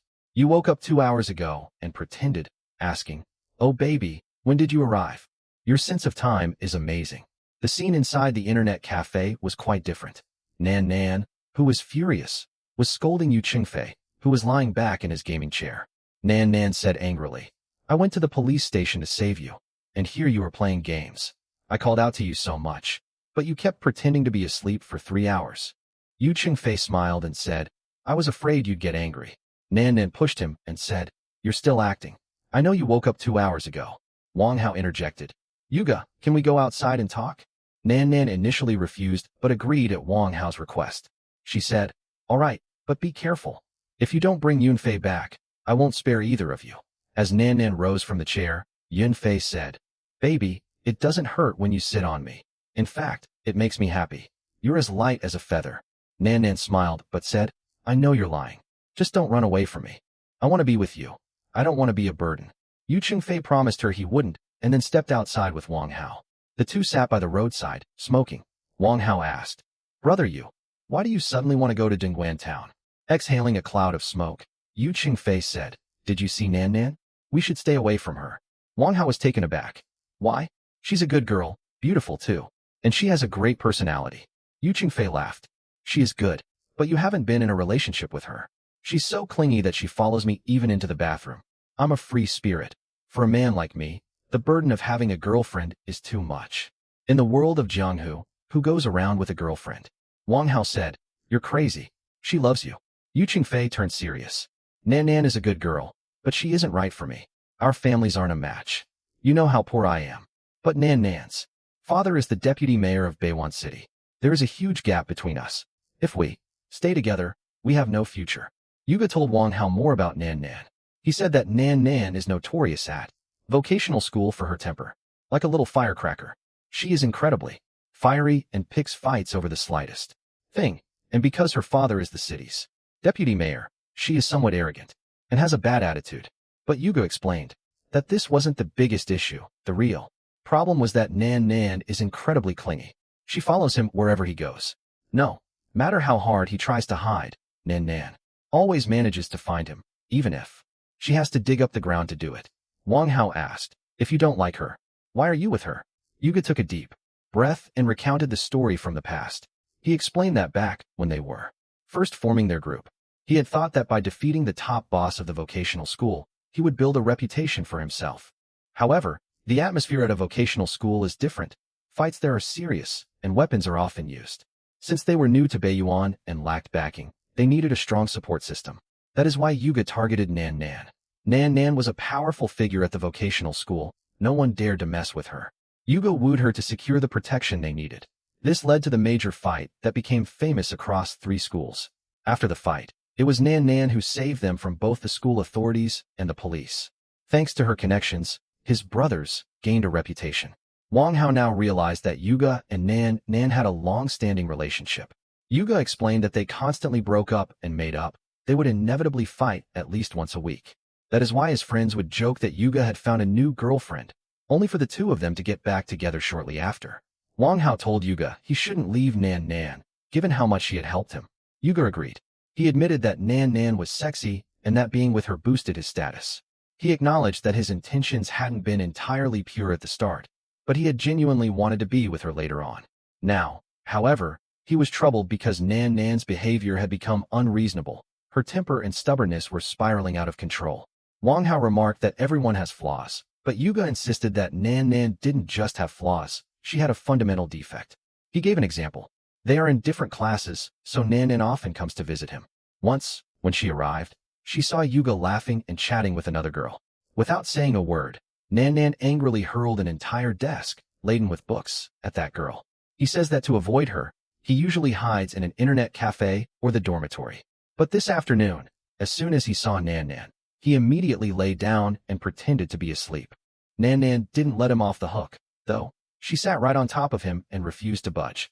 Hearing this, Wang Hao burst into loud laughter. Yuga got angry and started pulling Wang Hao's hair. But Wang Hao, still laughing, said, "Yuga, to be honest, I think you really love Nan Nan." Yuga called him crazy, but Wang Hao explained his point. He said, "Think about it. Nan Nan is a girl. If you really wanted to get her off you, you could have just pushed her away. But you didn't, because deep down, you had shubyud, an unwillingness to let go, regarding her. You didn't actually want to remove her." Yuga made an excuse, claiming he didn't push her away because he was afraid she would hit him. But Wang Hao saw right through it. "Oh, come on, she couldn't possibly hurt you. You're afraid because you know that if she did hit you, you wouldn't raise a hand against her." Wang Hao continued, "If someone truly wants to avoid another person, they can make themselves impossible to find. But you let her come to you every time. That means your heart wants her to be near you. The two of you are like a bickering couple, always fighting, yet inseparable." Yuga panicked and said, "I don't want to spend my whole life with that little firecracker." Wang Hao teased, "If you two ever split up, you'd have a mental breakdown and go around crying about how you couldn't live a single moment without her." Yuga laughed and replied, "If that day ever comes, I'll beat drums, set off firecrackers, and tell the whole world just how happy I am." Then, changing the subject, Yuga asked what they would do about Meiji and Yuan Sha.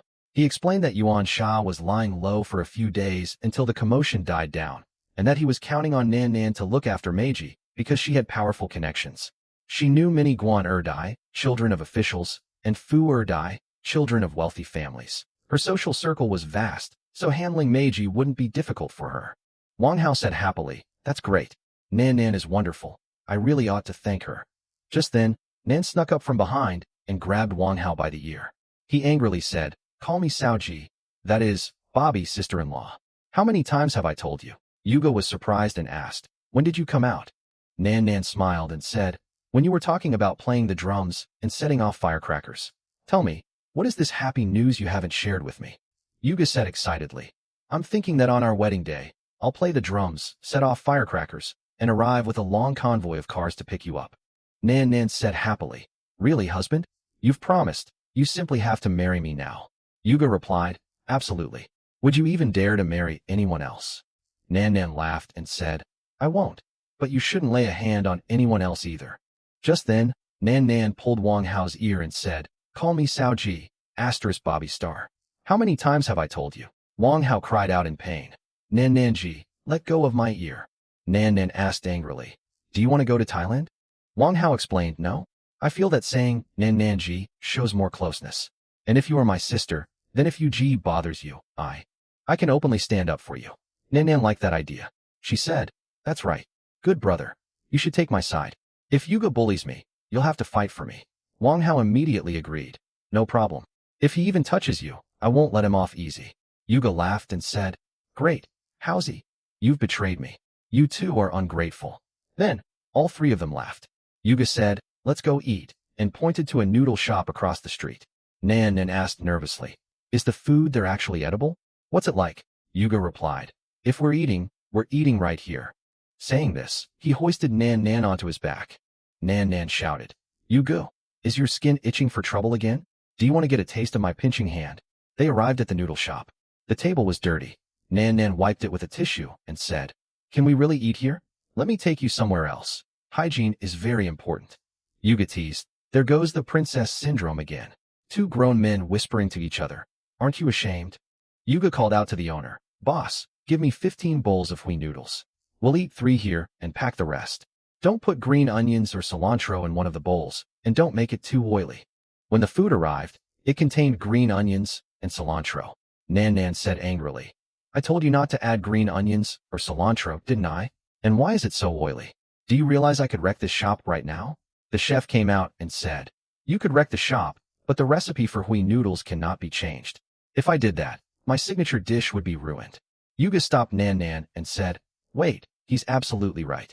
Everyone started eating. Yuga remarked, Look, it actually tastes better with the green onions and cilantro. Nan snapped, Don't you have any sense of taste? I'll never eat these things in my life. But then she took a bite and admitted, Actually, it is quite tasty. Wang Hao also tried it and said, It really is delicious. Yuga urged, Hurry up and eat, Haozi. What are you staring at? Nan said, Stop teasing me, or I'll never eat this again. Then, they all ate together. Nan confidently declared that she could become a white paper fan, a trusted advisor, to Wang Hao. But Yuga immediately mocked her, saying her brain was so small that it held more water than actual brain matter, enough to make a stew. Nan angrily grabbed his collar and shouted that she wouldn't let him insult her. Yuga, turning serious. He explains to Wang Hao that Maizi failed because he lacked an advisor. He warns Wang Hao to think carefully before making any decisions, noting that things which appear simple can often turn out to be elaborate traps. They then start eating noodles. Wang Hao asks how Maizi is doing. Nan replies that he is fine and that Yuan Shao handled the situation correctly. Maizi is the type of person easily swayed by money, but that knife wound didn't just tear his stomach, it shattered his spirit. Once the school expels him, his life will be over. Nan tells Wang Hao to focus on his studies peacefully in Chung Village and avoid the kind of thuggery Yuga engages in, as Yuga has no future. Yuga agrees, acknowledging that Nan is right, though she gets annoyed. I'm his sister, not his wife. Don't drag Haozi into your business, she says. Yuga immediately concedes. He tells Wang Hao that he had initially wanted him to join their vocational school gang and serve as their strategist, since they had a fighter like Yuan Shao but lacked a good strategist. But he later realized Wang Hao wanted to stay in Chung Village, and forcing a transfer would be tantamount to a death sentence. Nan claims she is the strategist, and Yuga teases her about it again. Angered, Nan grabs him by the collar. Yuga once again advises Wang Hao to avoid falling into traps. Nan gets fed up and taunts Yuga, saying he has only been in the gang for a year, yet is acting like a life coach. Is happening. Yuga gets irritated and says he doesn't want to talk to women, suddenly shouting, Break up. Nan, we are definitely breaking up today. Nan shouts back, Fine, let's break up. What do I care? Both of them start eating their noodles in anger. When they step out of the shop, Wang Hao sees that Nan is holding Yuga's hand again. Wang Hao asks if their quarrel is over. Yuga jokingly replies, Yes, this is my new girlfriend. At the internet cafe, they distribute food to everyone. Wang Hao makes an excuse about being tired and starts heading back to school. As they leave, Yuga says to Nan in an annoyed tone, Won't you stop following me? Nan immediately jumps onto his back.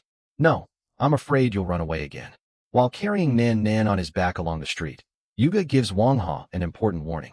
He says that while there is no longer a threat from Meiji in Chung Village, one must beware of Lao Village. He explains that Lao is far more dangerous and cunning than Meiji.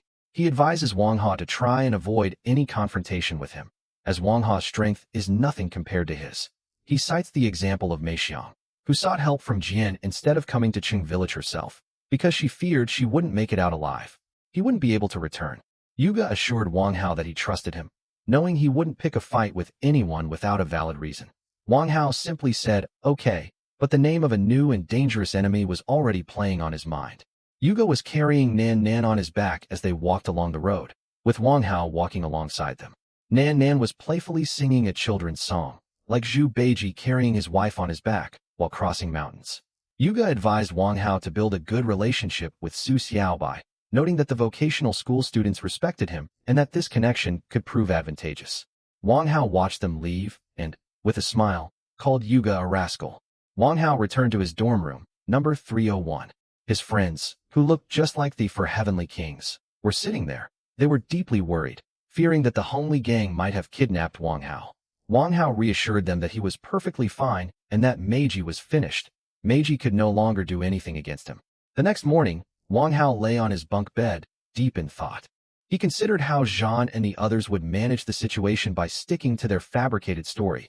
They claimed to have seen Meiji hitting a girl in the cafeteria area and had intervened to stop him. Zhangling's testimony had bolstered this narrative, and the school's disciplinary notice was scheduled to be posted the following week. When Wang Hao stepped out of the dorm, the atmosphere had shifted. Students in the corridor greeted him respectfully as Hoagie. Wang Hao was now feeling a sense of power at school. He placed his hand on a student's shoulder and declared that he was the boss of the first-year students and would shake up Chung Village. A few days later, Wang Hao was looking out his room's window. He spotted Taoji, the girl who wore glasses, in the courtyard below with her friends, who were teasing him. Wang Hao called out from the window. The girls looked up and started laughing. One girl asked why he hadn't called Taoji our Taoji today. Another remarked that Taoji had been waiting for him, which was why her attention had been elsewhere. Leaning out the window, Wang Hao apologized, saying he had fallen asleep. The girl with blue hair told him not to worry and to keep sleeping, while shushing the other girls. She then told Wang Hao he couldn't just brush the matter off like that. She suggested he take them all out to dinner to resolve the conflict between him and Taoji. Wang Hao immediately agreed. He added that he would bring some boys along too, since his sisters were looking for boyfriends. The girls below clapped happily. That evening, in the school corridor, Wang Hao met up with his crew, whom he called the Four Heavenly Kings. Taoji and her friends were standing right there. Wang Hao greeted Taoji by calling her wife. Taoji scolded him and asked where she was. Wang Hao replied that they had broken up again. Taoji immediately accused him of coming to her only so he could hit on her. Wang Hao refused and said they were just going out for dinner. Introducing the four boys standing behind him, he claimed they were his Four Heavenly Kings, the perfect partners for these girls. The girls mocked them, saying they looked as scrawny as chickens. Wang Hao defended them, insisting that although they were thin, they were very strong and exercised daily. He issued a challenge. If he could do 50 push-ups right then and there, Taozi would have to give him a kiss. Wang Hao went to the classroom where Yezhan was playing cards. He grabbed him, saying he wanted to introduce him to a beautiful girl. Yezhan tried to refuse, saying he didn't want a girlfriend at the moment, but Wang Hao dragged him along anyway. In the hallway, Wang Hao's Four Heavenly Kings were standing before the girls. Suwon complained that the boys Wang Hao had brought were scrawny and chicken-like. They wanted handsome boys who were pleasing to the eye. Wang Hao immediately promised to bring a handsome boy right away. He returned to the classroom and brought Yezhan back. The girls went wild when they saw him. Suwon remarked that Wang Hao had actually brought the school's most handsome boy, the school hunk, Yezhan. The girls immediately gathered around Yezhan, bombarding him with all sorts of questions. Wang Hao's friends, the Four Heavenly Kings, felt a bit dejected because the girls were ignoring them and crowding around Yezhan instead. Wang Hao explained to them that Yezhan could only handle one girl at a time, so there was still a chance for the other girls. Hearing this, everyone was delighted and shouted with joy. Then, they all went to a restaurant to eat malatang. There, Wang Hao and Taozi, the girl who wore glasses, were chatting. Taozi mentioned that she had read Wang Hao's notebook and was reading it again, because there were parts she hadn't understood. Wang Hao said he would explain everything clearly to her. Taozi remarked that Wang Hao was always disappearing. It was like seeing a dragon's head but not its tail, making it very difficult to meet him.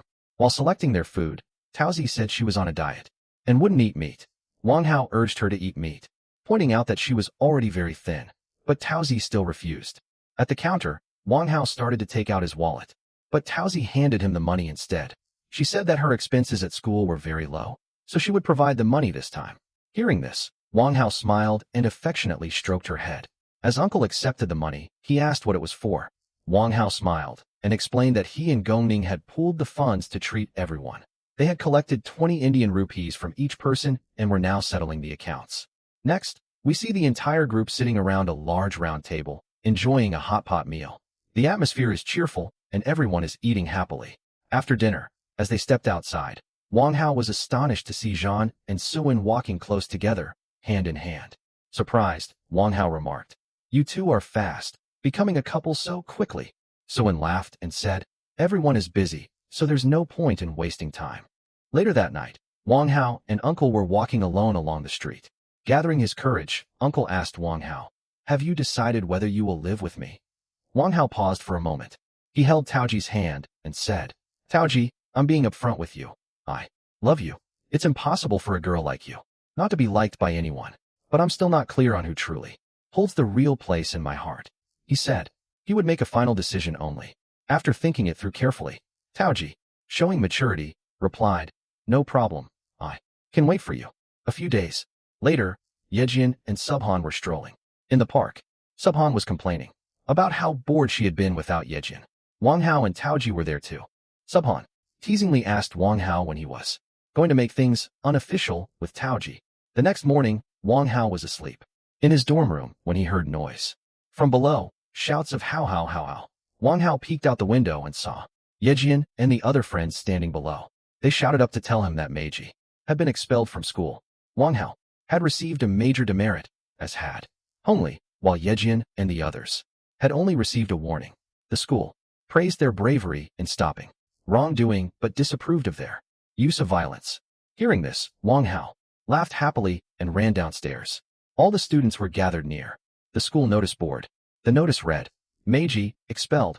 Wang Hao, major demerit. Hongli, major demerit. Yejian, warning." Yejian told Wang Hao that his plan had been absolutely perfect. They had shown the school that they weren't just fighting, but standing up against injustice. Just then, a new character appeared, a boy with long hair, wearing a golden jacket. He walked over to Yejian and Xiao. He called him little fight brother. He looked at the notice board and taunted Wang Hao, calling him the new big shot of Chung Village. He asked pointedly, "Has Wang Hao really become the new boss?" "The way I see it, you're the one who has always been protecting him ever since he started school."